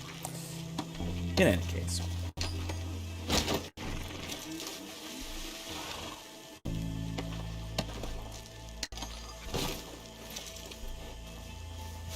Okay, my girl. So, speaking of talking about philosophy, one of the things I've been talking about a lot in class, and I figured I'd bring up, is one of the kind of running themes in You done good, girl. my acquisition of knowledge class with the honors class at USF, but also to a degree, this is always relevant to philosophy of religion, is memento mori. You guys have probably pretty reasonably heard the phrase before. I think all of you guys have, somewhere or another. Memento mori is Latin for remember your death. Remember death. This is an adage and a way of thinking that is common to both Stoicism and it's also very common in Catholic thought as well. And it is to a large extent a major theme in honors class because we're reading a lot of Stoics. We're reading a book that's in part written and edited by Massimo Pigliucci, if you've heard of him. He's one of the most well-known practicing Stoics in modern world. He's not just a scholar; he actually practices the techniques of I would say a Stoic sage, but that's technically incorrect. One of the sort of key tenets of Stoicism is that no living man can be a sage. Hey, mister. So, memento mori, remembering one's death, living in that context, remembering, sort of living in the context that one will ultimately die, that life is finite, that at least the physical corporeal life is fundamentally finite. This is a common theme in Stoicism because it has to do with living justly and living appropriately to the actualities of the world. And then I'm looking for the trapper. I want to sell off some of this stuff I've got. Left, perfect.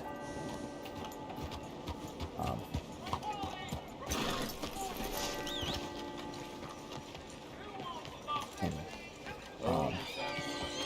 Out of the damn way. Kevin says, I first learned of Memento Mori when I would becoming Knights of Columbus. Well, yeah, they, being a Catholic organization, of course they are going to be rather fond of this, like I said, this very, very Catholic philosophy of life, let's say. Let's sell it. Okay.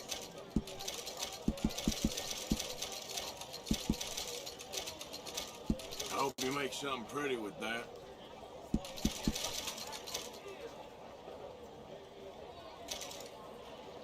Yep.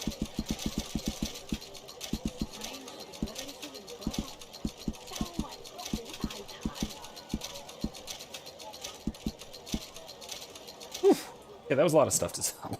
Jesus. All right. I got a ton of money from that. WizKid says, "Oh, welcome. I didn't see you." We were just briefly and vaguely talking about the background setting to Erica's the sort of background for the old world to Erica's D&D setting.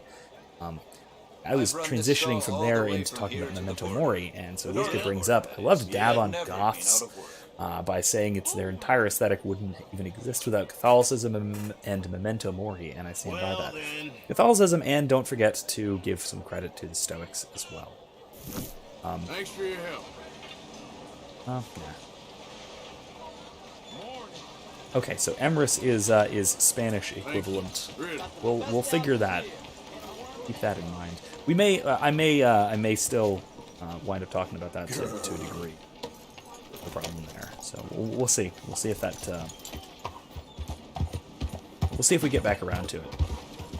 But in terms of Memento Mori, one of the there's a lot of elements to this, and one of the things that I'm sure I'm going to be bringing up in class is it's how this sort of way of thinking relates to living in the context of the pandemic too. WizKid says, "I do love the goth mentality, but it's only tinged and obviously Catholic themes." Yeah, agreed. You must be damn stupid if you think you can come back here. Hey, I'm looking for Boyd Calloway and the man writing a book about him. This the riverboat they're staying on? Yes, sir, they're here. Around this time, Mr. Calloway usually enjoying a drink on the observation deck. You can follow me. If you're quick, you might catch him sober. Yeah, right.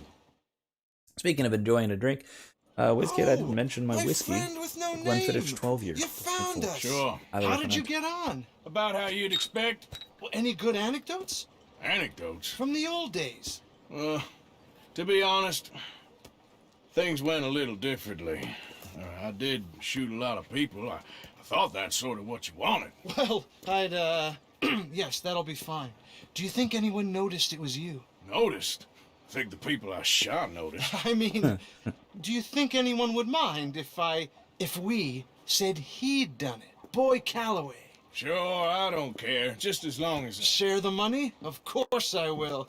Literature is a filthy business, but sometimes it pays well. Especially when you lie. Great. That's so goddamn fast! What the hell's going on here? Nothing. Who's this grass snake? You know? I don't know. Have you been being me? I'm nobody, buddy. Well, I'm somebody! And I can't have any nobody being this somebody, you goddamn... I don't know what the goddamn you are, but trust me, it ain't nothing I want to be, so you can't be me. What a way with words. Damn you, Theodore Levin! You're a snake! Damn you! Damn you, nobody! Hey, I'm already damned. Oh, God. But I can't take credit for that which Dem says I didn't. I'm an old man. This never happened to Achilles, to Gawain, or Caesar. It can't happen to me. I'm gonna kill them both here. Yeah, calm down. I'm a legend! Yes, you are. All right, well, let's prove it one more time. I don't have to prove nothing to you, nobody. No, of course you don't. But maybe you need to prove something to you. You got quite a way with the words. Maybe you should write my book and we should kill Plato here. Let's not. Now, come on. WizKid, I tend to agree. Arthur Morgan, the Odysseus of Western Dragons. Kinda. Damn, I slayed my dragons years ago. I'm a tired old man. Now, you're drunk and you're bored and you're a mess. Well, I always hated Slim Grant. Oh, he killed my cousin. But that was years ago. Well, where's Slim Grant? Who's Slim Grant? This is him. An old friend of Mr. Calloway's. He ain't no friend of mine. He's state marshal now, out of Annesburg. State marshal? Make a damn cousin killer state marshal, do they? All right, I'll go get him. Great. We'll wait for you at Brandywine Drop. Just sober up and start practicing. Otherwise, this won't be a book. It'll be a memorial. Whatever you say. You know what? I kind of like that fella.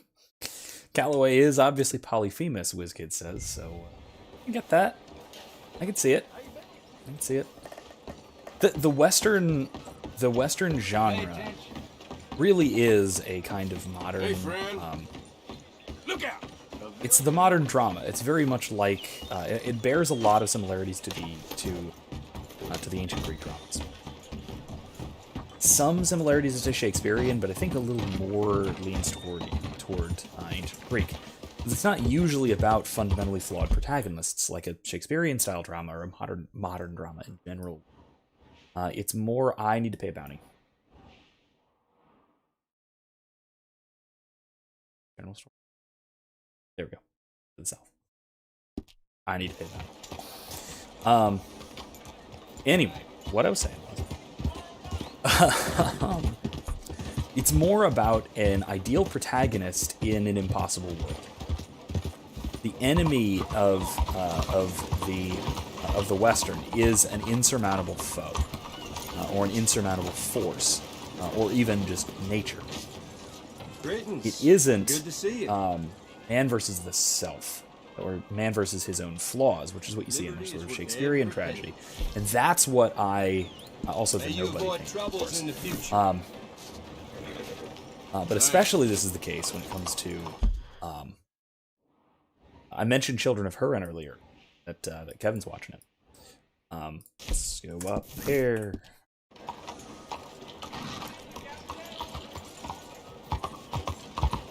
Or listening to it, I should say. But yeah, that it is. I think Children of Hurin is, like I said, the closest thing to an authentic Greek tragedy that has existed in centuries, probably millennia.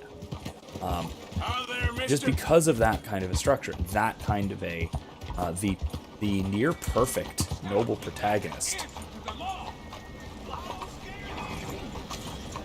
I'm not going to bother. Yeah, it is a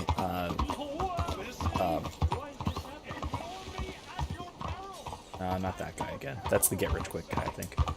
But yeah, it is. Children of Hurin is about a near perfect hero struggling with effectively a curse.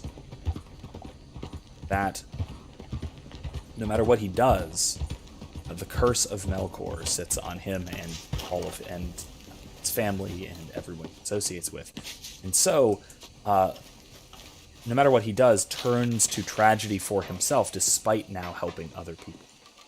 It's so spectacularally well done. It ends so this is so tragically, so horribly, but it's a kind of melancholic conquest. It's very, very good. I won't give away plot details since I just read it. Wonderful. Algernon Wasp, purveyor of the exotic and the exquisite. Enchanté. Tacitus Kilgore. How can I help you? May I interest you in a hat, perhaps? I want his suit.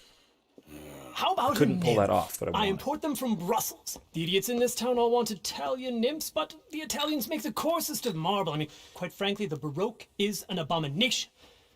Belgium. Now that is a land for the connoisseur. Oh, yes. Yeah, as I always say. But, you know, I'm not really a nymph kind of man. Oh, of course, too ephemeral. You want something, more tangible, very much more like the saints suffering for others. I also make corsets. Would you like a corset? I always wear one. No, I don't think so. Yeah, I ride a lot of horses. The whalebone might stick in. Well, a cup of tea. Sure. And what is it you do, Mr. Suffering for the sake of others, yes, Are you but a the gentleman of tragic leisure? hero, the great An tragic aesthete? hero, An artist. is more I suppose I'm kind of an adventurer. Ha! Yes, of doomed course. to fail for Be careful with the himself, china, sir. It even is if helping French. others. Belgian? So it's not suffering They are for the sake of others Philistines so in much. that It's helping area, others, not but to suffering be despite them. trusted. Youth, eternally preserved in marble, is more their specialty. I fear China will always elude them. Now, why are you here exactly? I don't know. You're an adventurer. A wanderer, a lost soul cast out from heaven? Sure. Well, I do pay exceptionally well for certain objects needed for my art. Oh, you do? I do. Exceptionally well. Well, what do you need? Let's see. Right now, I have a couple of commissions. I need at least 15 egret plumes. Good ones, obviously. Also need 15 assorted orchids. Here's a list. Okay. I will see what I can do. Thanks for the tea. Thank you, Tacitus. It'll be very worth your while. All right, then. Random, non-ending collection quest that I have never finished in this game and probably will not. I'll be honest. It's not one that I tend to finish. We'll see. Maybe someday we will just do a pure hunting stream or something like that I keep talking about. I've been doing a lot of that off stream, honestly. Anyway, let's head up to Annisburg.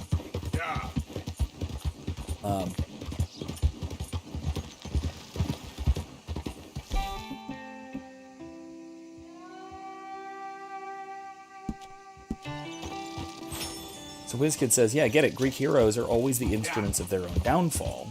The saints, on the other hand, transcend all through Christ. I wouldn't say that. That's more like the Shakespearean tragic hero. The Shakespearean tragic hero is the instrument of his own downfall. The Greek tragic hero, it's either the gods or the fates that are the instruments of their downfall. And it's despite their heroism that they fail. Not that they fail, but that they fall.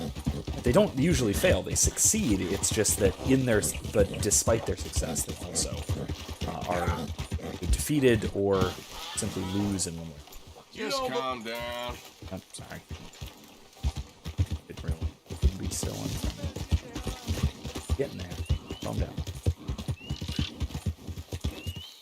Yep. Anyway, move on. But yeah, it's a very different kind of tragic hero from what we, sort of in the modern world, are used to. Because we're used to something like the Shakespearean tragedy, where the hero's downfall is as a result of the hero's own faults. Faults and flaws. You think of a tragic flaw. That didn't really exist in much sort of Athenian tragedy, classical Greek tragedy. Concern was more about conflict with the gods or the fates or the world. It was yes, Kevin, I agree, terrible camping spot. Maybe he was fishing, but it's covered in mud, so gross. Hey there! Yeah, man versus nature causality in the gods. And the unpredictable universe, as WizKid says. Yeah, I think that's a good categorization. Anyway. Yeah, I do think that the Western in general, the Western genre, has a lot of that. And Children of Hurin all the more so.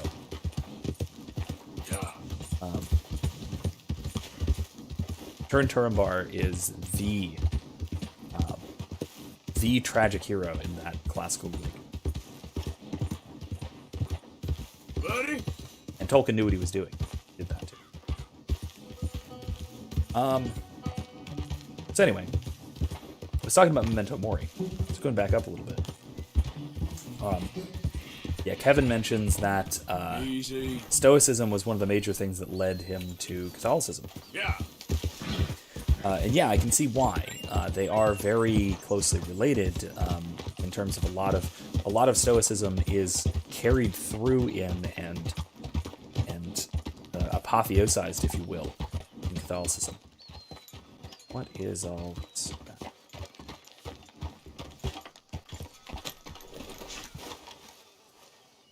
What's this about? Okay there? And who are Come on, Bertram, police! No. Bertram, say no. Oh, that's nice. That's very nice. Friends for life, we said. And now the two of you have betrayed me at once. Do you know what betrayal means, Bertram? No. It means hurting Miss Marjorie. Why, I thought you liked me. I've clothed you. I fed you. Bertram does like Miss Marjorie. Yes, and Miss Marjorie likes Bertram. So why don't you go and tell me where that nasty little Magnifico has run off to so I can get on with whipping that snot-nosed run into shape? He owes me. He owes us. Big time. Bertram and Marjorie. Would Bertram like a sherry? Bertram, like sherry. Yes, he does. Barkeep, sherry.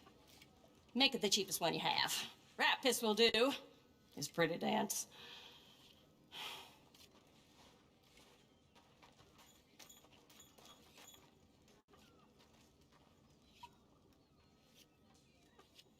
Okay. Everything okay? Imagine saving people, taking them to your breast, and metaphorically I mean, like a mother, caring and raising them, and then they go and stab you in the back. Have you ever betrayed a close friend? I hope not. Well, Treachery. And these are sad, low, Not yet. unlovable people, and I made them stars, dreamers, entertainers, and they... Oh, no, now family's not enough. No, he's gone off alone. My little tiny magician has gone and stabbed his mom on the back. Oh, fuckity.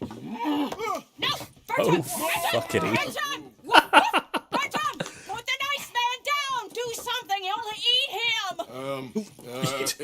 Easy Oh, there. fuckity. Easy there! Sherry! Bertram! Easy, big... Easy, big... Bertram! Oof, ow. Ow. Oh, God, ow. No one likes a tantrum, mister. No fair! Wow. Can't believe that worked. Bertram. Oh, yes, Marjorie's here. No one's gonna hurt you ever again. Mama, you should keep that thing in a cage. You should think about who you're serving. Give me a beer, will you? Don't worry, we'll pay for what we broke. Come here, Bertram. Oh, no one looks after you like Mama does. No one cares for you like I do. Especially not that Magnifico. But he's my friend. Yes, well, if he were your friend, he'd be here, wouldn't he? He wouldn't have abandoned us. Oh, you wouldn't have gotten that whoopsie, would you? Whoopsie heart. I know. Mama's gonna make it all better. But first, you gotta tell me where that little worm ran off to, Bertram promised. Yes, well, Magnifico made a promise too, huh? He made more than a promise. He made a contract and he broke it. So you just tell me exactly where he is and then we will all be even. That's my boy. He's camping in the woods. Why didn't you tell me in the first place? You just apologize to these men. I'm sorry. I'm sorry. You gave me a whoopsie. Hey, you just stay away from that sherry now, you hear? Bertram like sherry. Oh, don't you get him started. Thank you for all of your help, Mr. Stranger. If you see that slippery little fella sleeping rough out there, would you just make a little racket and then we'll come along and we'll find you? I could try. Oh, his Wiz name Kid says is talk about Magnifico. Oedipal mother. Kinda, No, but see. not literally. Come along, They're Bertram. his mother. It's more like putting together circus, basically circus act. In fact, if you complete this quest, the crew, so Marjorie and the two of them, Magnifico and Bertram, show up in one of the stage acts. Let's do this first because it's right here. It's right nearby. Oh, it's not that nearby. On the way back. We'll do that on the way back. Do it on the way back. Let's do the Let's go, girl. thing with Calloway first. Howdy. Almost ran me right over. Yeah, but I didn't.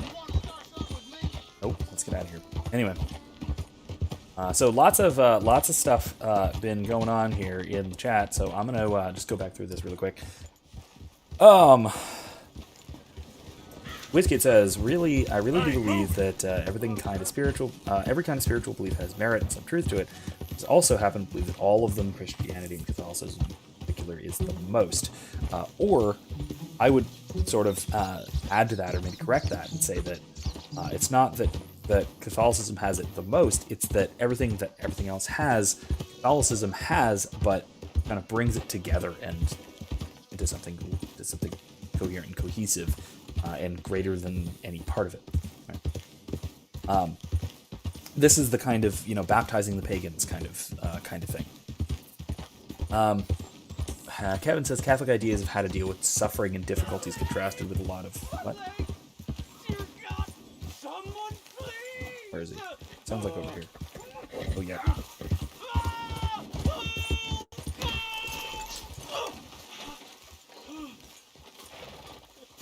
Please. Okay. I can't feel my leg anymore. You have to get the strap off of me, please. Let's do that. Evan says Catholic ideas of how to deal with suffering and difficulties. Keep pulling. I can feel it getting looser. Oh God. Contrast a lot with evangelical way of dealing with those things. The evangelical way nearly led me to despair. To which Wizkid says evangelis are deluding themselves.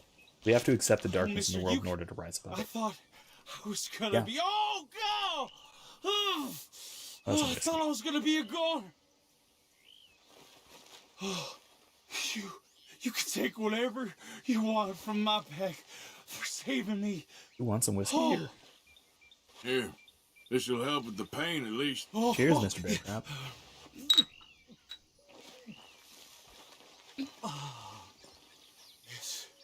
Yes. Oh. I don't actually need either of those things, so thank you anyway. I'm gonna steal your horse. Not actually. No.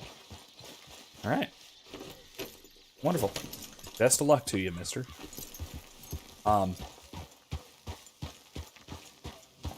Yeah, that is that actually kind of relates. So yeah, Wizkid says I agree. One of my favorite things to do is to look at all of the pagan mysticism and try and figure out how it all relates back to Catholicism and what happened on the cross. Yeah, very much so. Yeah, I think that this kind of relates to something I was talking about in class yesterday, and how Memento Mori being so deeply embedded in Catholic culture makes how Catholic cultures, and especially historically Catholic culture, deal with death, how that is very unique compared to more waspy cultures. The Anglosphere deals with death in a very peculiar way by Catholic standards. Listen to me. Let's see what this is about. Madam, gather round. Speaking of I make no bones for vaguely my testament. Catholic cultures, it's a Scot. Science, and science is God, sir. So help me, God, so strike me down. We are killing ourselves. Killing ourselves fast and hard and nasty. Laugh you may, sir. Not good. But the world is in balance, and the balance is off. I know it sounds crazy, but look around you. Look around and learn and weep. Hey there. Read this book. It is the future of American science. Sure. Thank you. How are you?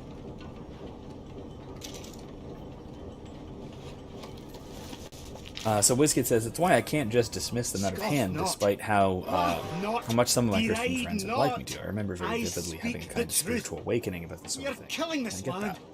Killing it with greed. Killing it Dangers with of science. illuminating oils, a swindle, am you're a slave. This is scientist. the grand question, plainly stated, so that you can understand. Do you boil. want to be a slave to ignorance? sea will Do not fall for dry up. damnable doctrines and The cruel world will massacres of the heat. elite. Only in this country Crops can a person shall be proud wither. of not being The good at hills math shall or burn. science. The river Oh, shall turn jeez. to fire. You bring about the destruction of our very race by not noting nature around you. Dinosaurs were killed by men out of fear. This is a land Okay, founded and on very greed. ignorance will kill us Not on all. science, not on truth, but on greed.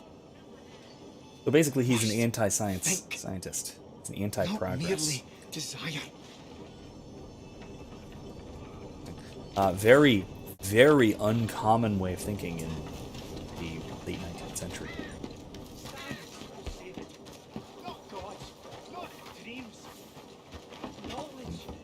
Anyway, so before I jump into this, actually, yeah, let's go and talk to this and tell my story about this week. I was talking about. You.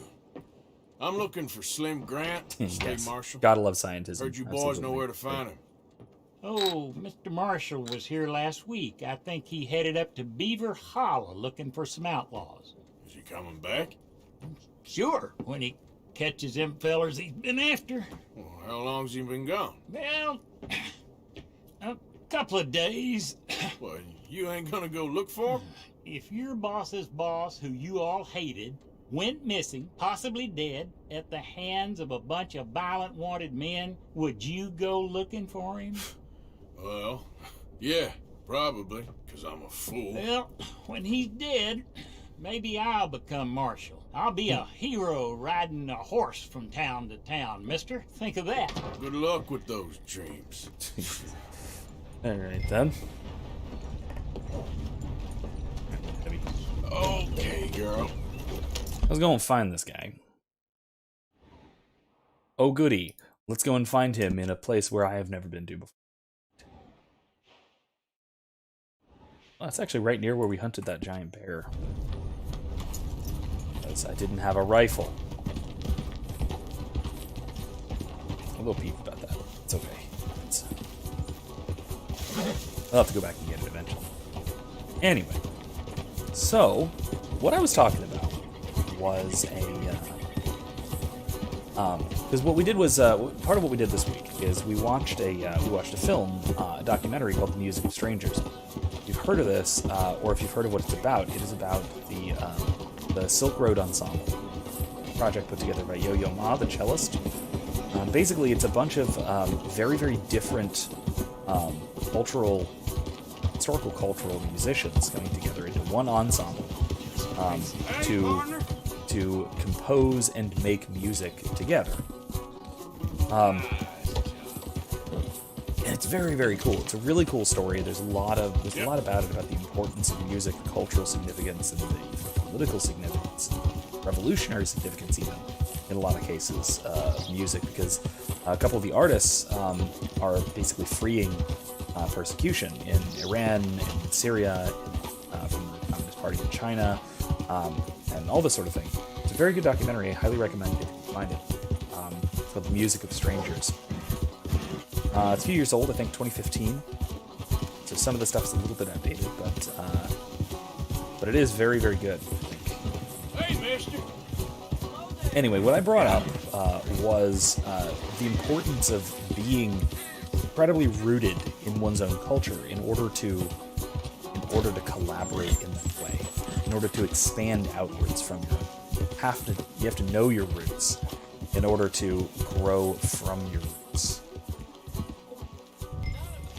Okay.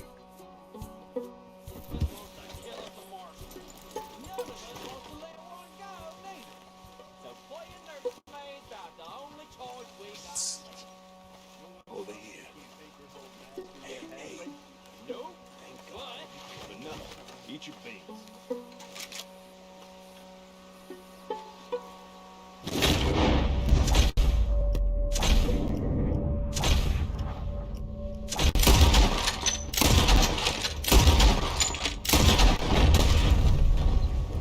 Got him. You made short work of them. And let's go loot him first before we are bound up state marshal. Anyway. The tree over here. Yeah, I know. But I used it as an example of this kind of thing, where you really need to have a really settled and deep roots in a particular culture in order to sort of expand out from it. You need roots in order to grow, is kind of metaphor I use. I've been praying for someone like you to And I use an come, example of a band I really love called Enter the Haggis. It's it is this bizarre mix of genres. If I were to pin it down, I would say that it is Celtic ska, which basically just encapsulates my musical sensibilities from high school. That's probably make it. You must be Slim Grant, State Marshal. Slim Grant.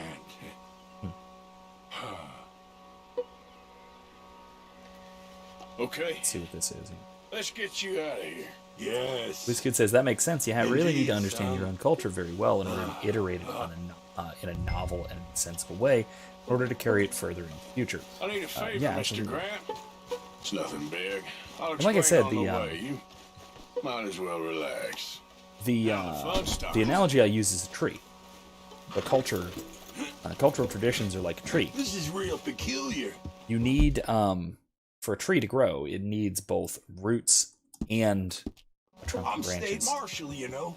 Yeah. If you try and just keep a culture steady, don't change anything, and only preserve it, it's like a root. It's just roots without a tree, so it's just like a stump. It's dead. If you just try and keep what's growing and detach it from the roots, it's rootless. It dies. Son, it's a dead what tree. the hell are you up to? I'm taking You need the whole to see thing. an old friend of yours. It needs to be growing It's a and it needs to be reunion of rooted. sorts. Will you stop being so damn cryptic? I'm telling you all I can. This It's is a job. so... Someone wants to see you. I'm taking you to them. What if I don't want to see them? Well, that's a good argument for keeping that rope around your wrists. So ridiculous. Anyway. Yes, Wizkid, I would like ska. I've been very clear that I like ska. I especially did in high school. I still listen to it I'm sometimes. though. saving you. This is just a little detour on the way to liberty. I will But it's Celtic ska, so it's a lot of there's ska influences, but there's also classic rock influences, there's jazz influences, and there is Celtic rock influences as well. So the song I showed in my class, and the song I was really talking about was called "One Last Drink."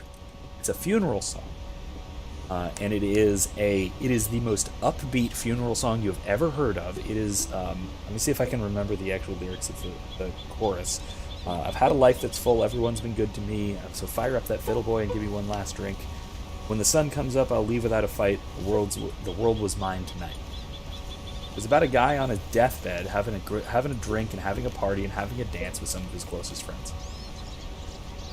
That kind of song, not a funeral dirge or a funeral lament, but a funeral celebration, practically a jig, is not something that a ska band who just said, hey, bagpipes are cool, let's check this out. It's not something they could have come up with. This needs to be settled in a very Catholic, Celtic culture, with a very strong sense of memento mori to it. Without that settled roots in the culture, that kind of theme would never have occurred to an Anglo, waspy kind of person, white Anglo-Saxon Protestant kind of deal. Wizkid says that's why we ultimately need both tradition and innovation. Too much of either will result in stagnation, disintegration, death in either case. Kind of, right? It's not that we just kind of need a balance of both. It's that we need innovation, but the innovation itself needs to be rooted in transition. I'm Italian. I talk with my hands. Is what I do. That is a tradition. But I innovate in how I do so, right? I illustrate tree growing with roots. This is a stupid example, but it's an example nonetheless, right? But yeah, cultural exchange does this kind of thing. And somebody who isn't authentically Celtic, authentically Catholic, or at least authentically of a Catholic culture, would never have come up with something like this. But Enter the Haggis does, and they do it so well. And they do a lot of songs that are very much like that. Check them out; they're really good. Put a link to that song in the description. Check it out. So you got him. I think so. Did you kill his cousin back in '82? Whose cousin? My cousin. I never shot no one didn't deserve it. You shot Jed Calloway. And I told you then I'd shoot you too. And I would've. You'd shown up. I was there. No, you weren't. You left town. You take that back. I don't care now. It's nigh on 20 years ago. We're old men. We're lucky. Fight me. You're an old man. Come on, fight me. It's a bit late, isn't it? God damn you! Oh! Uh-oh.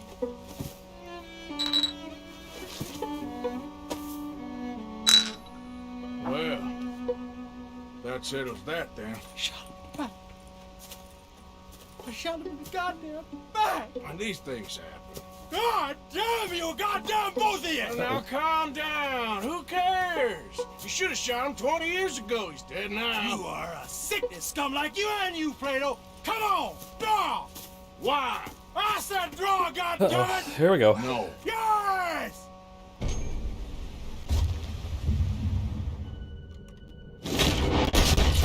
Oh, Jesus. He is fast. WizKid says, might do. It's been a bit since I listened to any Celtic music. Yeah, check out Enter the Haggis. They're one of my favorite sort of more Celtic rock kind of bands.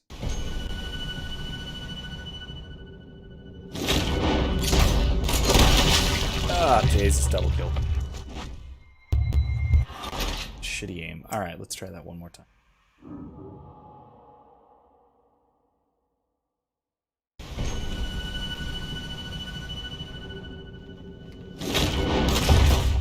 Jesus. Okay, do this. I'm not gonna skip checkpoint. I'm not doing that. You can attempt me. I'm not gonna do it.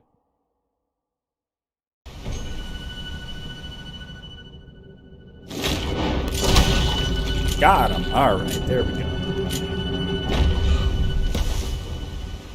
Shit! Shit indeed. Still, at least now you got an ending to your book. He's dead. Oh, don't you start now. What? No, I'm not starting. I'm happy. I'm free. I can finally go back to writing westerns instead of being in one. Hey, he was pretty wild. I know some wild people. He was certainly complicated. I'm sorry I shot him. No, and you didn't shoot him. He did. In the back, after he mortally wounded Slim Grant. Fair and square. Yes, that's it. Last of the gunslingers. Well, more or less, I guess. There's more? Oh, there's always folk who shoot you in the back and rewrite history. Oh, hey! Where do I send the money? Send it to Tacitus Kilgore. No, that ain't my real name. Oh my gosh. Alright, well that was a mess. WizKid asks, I wonder how often this kind of thing happened. Probably most of the time. If I had to guess. Hey, gun.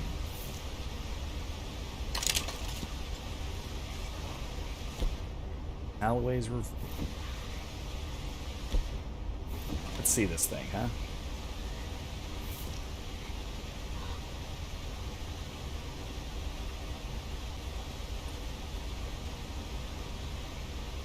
Hannes Canem Edit. Dog eat dog. Oh, whoops. Alright. I'm eventually probably gonna start using this thing. Of course I shot him with a raccoon hat. Was it gonna take my hat off? Oh well, come on. Really? Get dishonored for that? Right now, though, I am going to switch back to my Mauser for the moment. At least until I get some good, get a thorough enough weapon familiarity with it. That's a very important thing in this game, I will say. All right, let's let's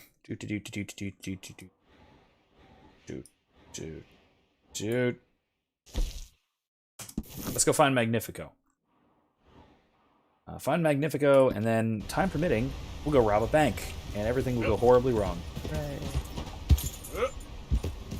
Time not permitting, we'll save that until next week, and then everything will go wrong. And because that is a huge turning point in this game. If you know what's coming, then you know what I'm talking about. Oh yeah, it's appropriately Rockstar, I'll give you that. Even Canis Canem Edit, isn't that like a nod to Bully? It seems like it kind of is a nod to Bully.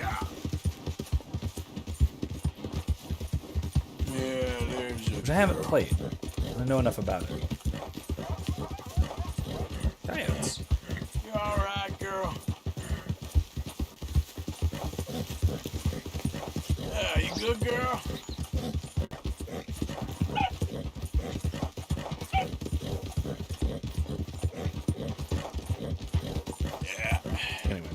Yeah, I do also hope to bring Memento Mori as a theme sort of back into talking about dealing rationally with the pandemic as well. Because, you know, once you when you accept that you done good, life girl. is like, physical corporeal life is not eternal. Every once in a while, you just have to remind yourself and remind the people around you that everybody's going to die. Yeah. So, the prolonging, especially the indefinite prolonging of physical life, is not. Hey there, mister. Excuse me. It's not the most important thing.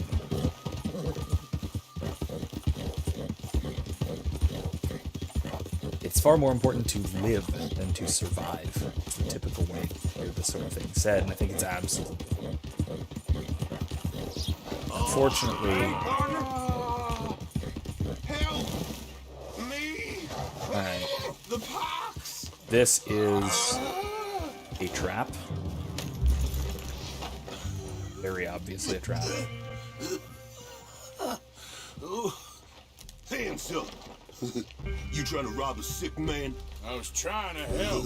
Bullshit you was. You move and I'll shoot you.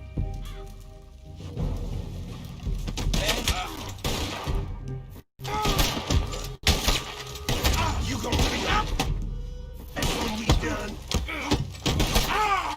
Jesus.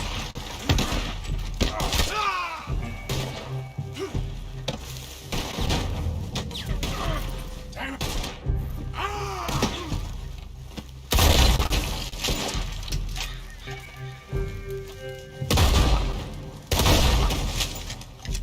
Lousy bastards. Ow. Grab my pistol back up.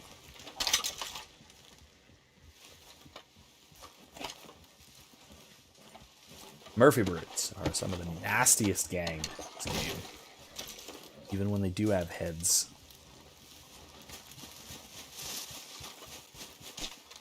Anyway. Yeah, it does. WizKid. It means dog eat dog.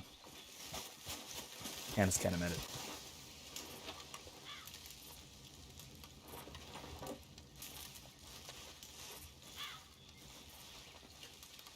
Alright, let's get out of here. That was... I knew it was a trap, but I did it anyway. My hat. Oh no! Alright, well, I guess I'll wear my hat. I can always pick it back up from camp. So, no raccoon hat for now. Drop it somewhere. It's fine. Things happen. Actually, you know what? I'm just going to go through the woods to get to Nifico.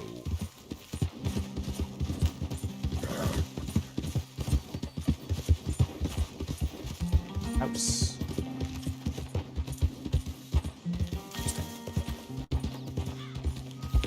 Slow up now. Let's check this out. Well, you can get in, yeah, up here or something.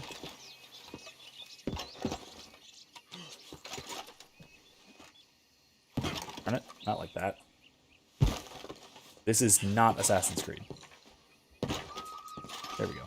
But you kind of play it like Assassin's Creed. Let's see, what do we got? A letter. That's horrifying. Yep, I was right. It's horrifying.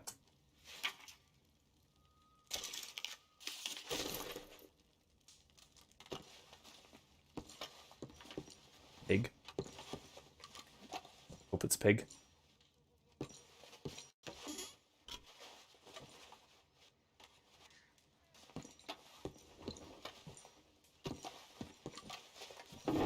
Flying crocodile.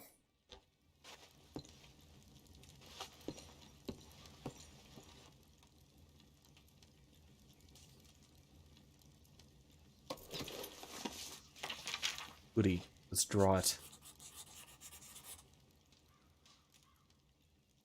I thought I knew folks with strange hobbies.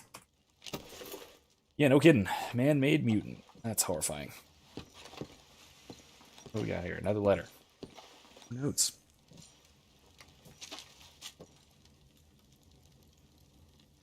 Great. Comments. Another one.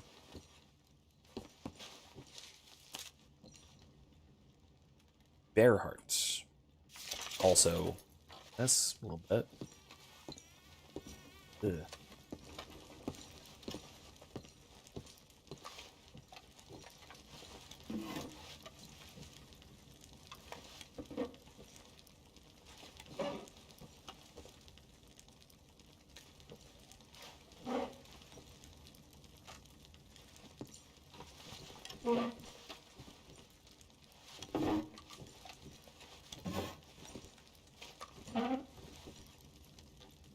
Alright, well, let's keep moving. Let's keep looking through here.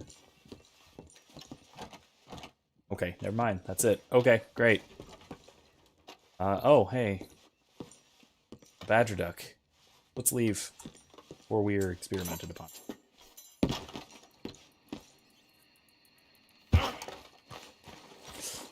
Alright, let's get the hell out of here. That was horrifying. Yeah. Alright, night, Kylie. See you next time. Please see you around next week when I'm around campus.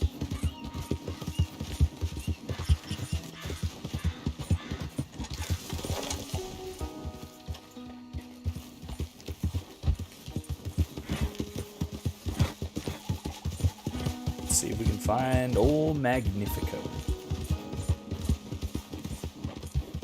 Oh, jeez. Oh, okay, that was very close.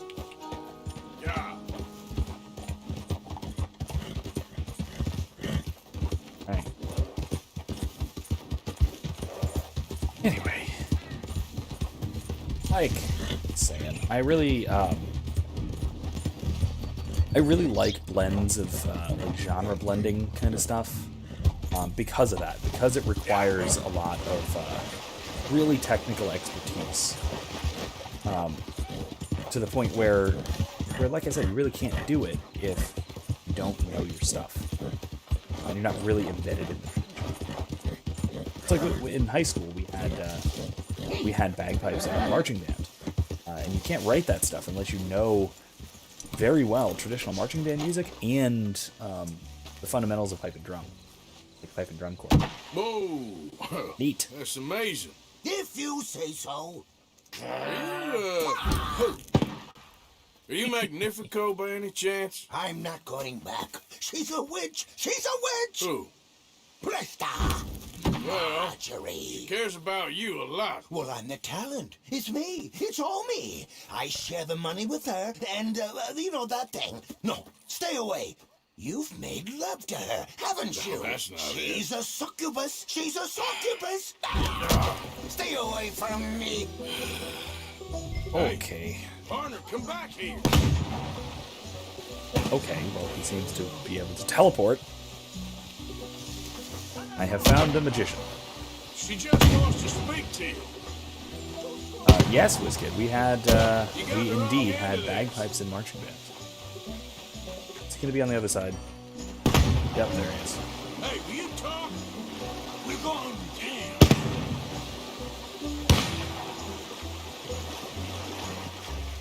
Yeah, I'm probably going to do the heist next week. It is getting kind of late. What the hell you pulling here? Oh, that's a neat trick. Yeah, we had bagpipes in our marching band. We also had a separate fucking drum corps. It was kind of funny. We had a heck of a dispute between the sort of traditionalists who didn't want to combine the traditional Scottish marching elements with the modern marching band. She ain't as bad as all They wanted to kind of preserve the tradition in a sort of pristine manner with just a traditional pipe and drum corps and have that separate from the marching band.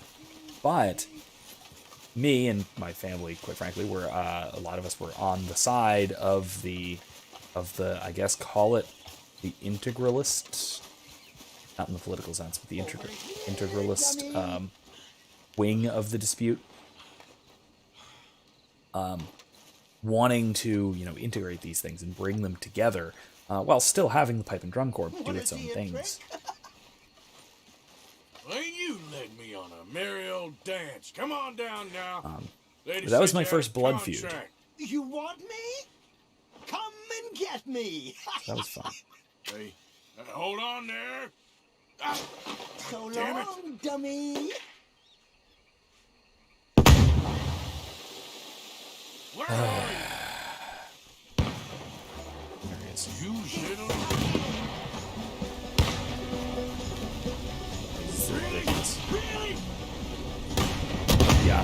I played bagpipes a little bit. Never got super good at it. What?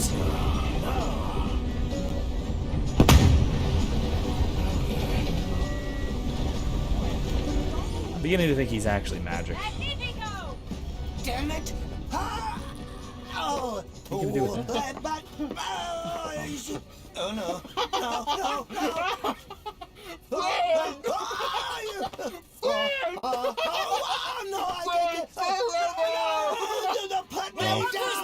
I ain't back. I'm gone on the next train to the Great White Way. Really? You got enough for a ticket? Because the way Big Fanny tells it, you spent all of our takings on a case of the French pox. Maybe I did. So what? What do you need a stump of a showman for? Same bad jokes, the same cheap tricks, in a package half the size? You got Bertram, you got Dummy over there. Who is Dummy anyway? The missing link? Shut up, you dimwit. You sold me out. You should watch your mouth. You don't need me. You're better off without me. Even you, Dummy. Go on, clear off. Aim for the top, all of you. I'm out of food and I'm out of ideas. Leave me for the bears. I won't be more than a mouthful. You robbed me. Whoa. You robbed your brother. So you are gonna be pulling rabbits out of your ass until you are as old as you are tiny. Put them up there. Ah, some friends. We ain't friends. Oh, We're family, as much as it pains me to say it. family. Still after everything? Of course, you silly little man. And him? Met him at the bar, agreed to help. Ah, sleeping rough don't suit me much. I know. Come to Mama. Oh, I did miss you. Now, don't you ever run off on us like that again. Back together! Back together! I'm glad it all worked out. Thanks to you. Thank him, boys. Thank you! Thanks for nothing, Dummy. No get in the back. We ought to give you a piece of the gate on our next show. You earned it. Huh? We'll be playing San Denis next. Check with the box office. Here! No one said anything about splitting the gate. Oh, shut up. Half man and half wit. Bye-bye. What I done to deserve you, too? But yeah. Anyway, that was a fun one. Like I said, yes, I did play a little bit of bagpipes in high school. I was not. Let's see if we can make it to the mayor before sunup. Almost certainly can, but let's give it a try. Let's see what we can do. Yep. Let's just bolt down there. Little Debbie, like the wind. Yeah, I never got terribly good at it. I still play the Irish tin whistle, which is very similar. It's very similar to the bagpipes, just in different key. As far as at least the fingerings and the note combinations go, it's very similar. But yeah, it was a lot of fun. It was one of it was a very unique experience that I got to have in high school. Yeah, it was for a couple of years, but it was good. Hey, easy now. You all right, girl?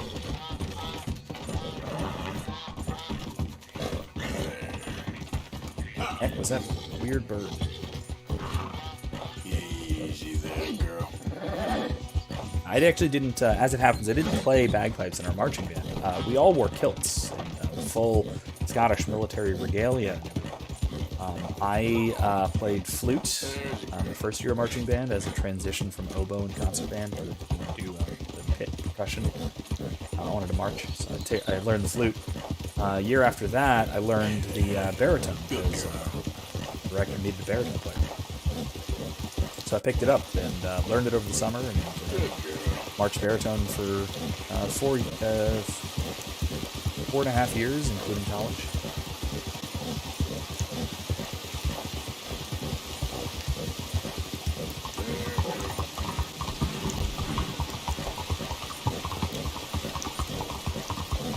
It was very strange when I got to college marching in pants. It did not feel natural, at least.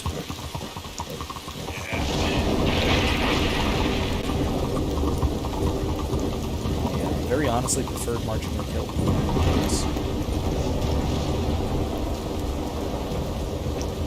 It made coordinating much harder because you have a sporran that swings back and forth. Long horsehair sporran because it's the full military dress, and also bright white spats. So if anybody was off step, it was very obvious to everyone. We made it much harder on ourselves than we needed to. I'm gonna try not to break the windows this time.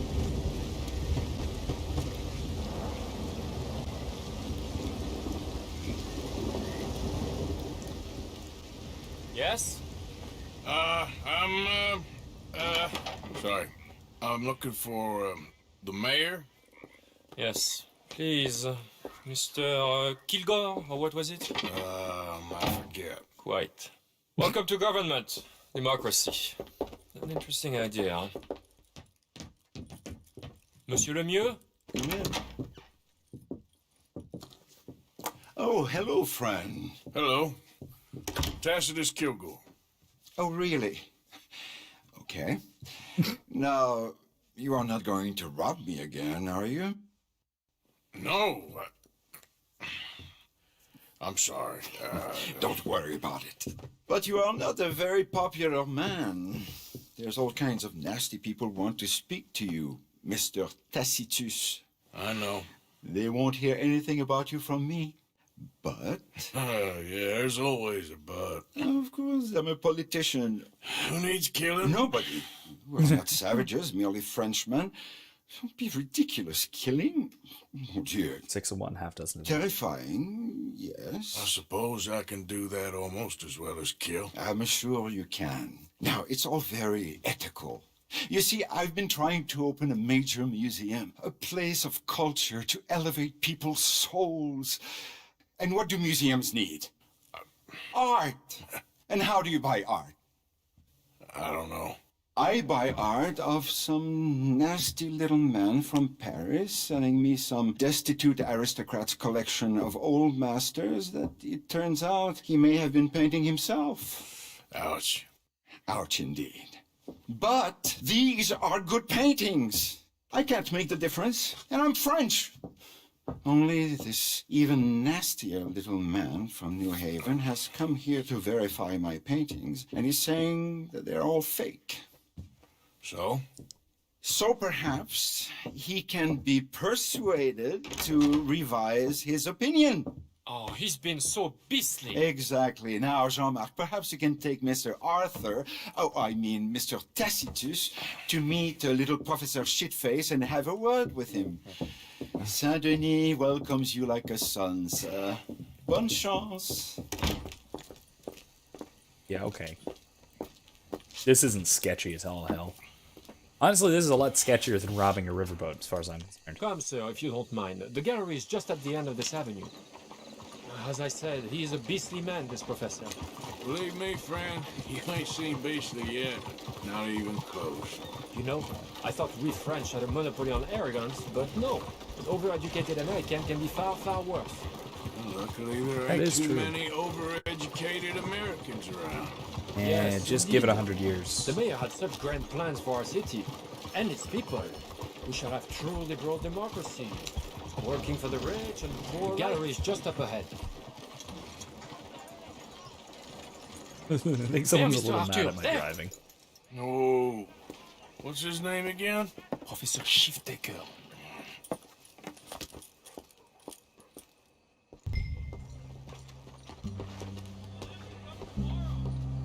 The truth is, wait, I'm drunk as hell.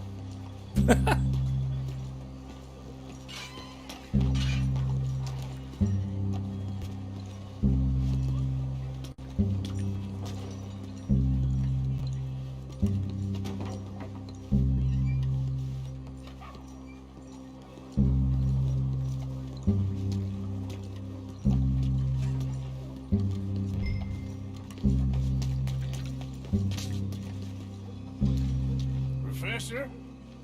Excuse me. Ah, hello. The mayor asked me to get a preview of your findings in there. The mayor knows very well what I found. Every painting was a brazen fraud. That's a big claim. One that's gonna upset a lot of people, myself included. I'm afraid that's just hard cheese. Now I've got a train to catch back to New Haven. Hold on. I see it's gonna take a New fist in Haven. your face to persuade you. Oh, wait. I gotta punch you to change your mind. I couldn't. My reputation. You gonna think of your reputation when your brain is jelly? I'd never be published again.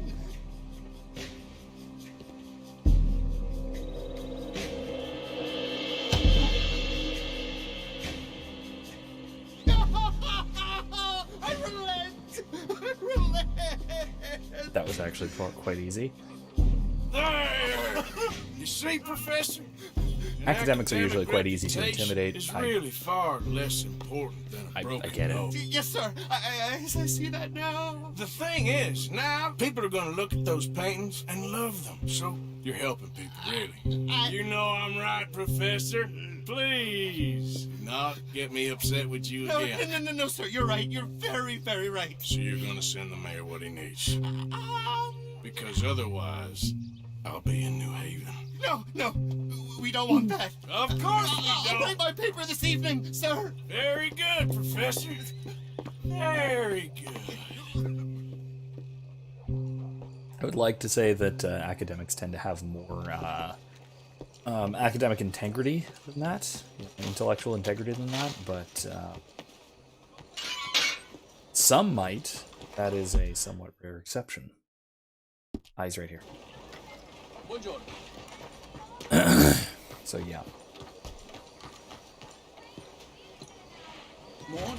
The old saying, it's just as easy to buy So, an academic as a turns out, politician.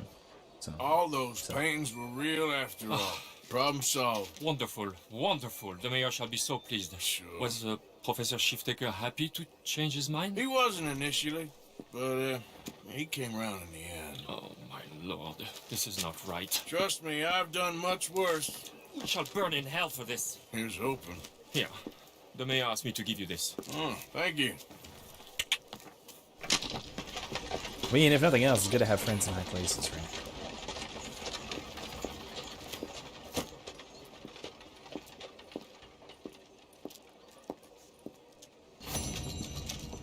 All right.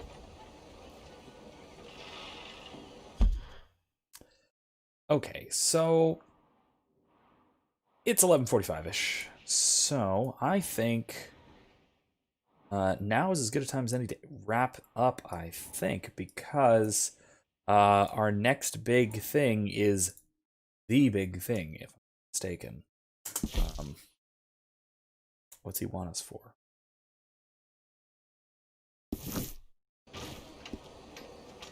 Pretty sure he wants us for the bank robbery, as I've mentioned. Is quite the turning point. So, I think, like I said, I'm gonna call it a night there. Call it a little bit early tonight. Everybody does seem a little bit tired, me included. Not gonna lie. It has been a long for me and for probably some other people. So with that, I think that'll about do it. That'll about wrap things up. Like I said, keep an eye out for another couple of videos coming out in the next couple of weeks. I have one on aesthetics and natural law, and I have one on sort of introducing my Republic lecture series, and I'm going to be gradually working on adding more. So keep an eye out for those. Those are going to be coming eventually. I still, like I keep saying, I need to make sure the public video is in decent quality. Had some filming issues, might have filmed some stuff, so we will see. Otherwise, it's been good. It was a good stream. It's a nice relaxing break from actual class stuff. Thank you all for tuning in, and I will see all of you Monday for some Mass Effect 2 and Thursday for some more Red Dead Redemption 2. Oh, minor note I should mention before everybody leaves. There was an announcement, I think it was today or yesterday, a tech demo video and stuff on the next Dragon Age 4, or whatever they're calling it. Dragon Age cut to the next part of the interview is what they're calling it, as far as I can tell from the video. What that tells me is that a Dragon Age series playthrough is on the docket somewhere. I should play Origins 2 and Inquisition soonish. So if that is something you guys would be interested in, let me know. It'll if it would be coming after either the Mass Effect trilogy, maybe after Andromeda. I don't know if I'll be continuing straight into Andromeda or if we'll take a break for some fantasy stuff in Dragon Age. Or if by some miracle we finish Red Dead first after Red Dead. So that looks like probably doing next. So let me know if you have thoughts on that, if you would be interested or you would not be interested. If we do Origins, it means I'm going to be reading a lot because, oh boy, a lot of the there's a lot of voice dialogue, but there's a lot of unvoiced dialogue. So keep that in mind. So I'm going to be talking. Should be fun. Either way, good night, everybody. I will see you next time. Bye-bye.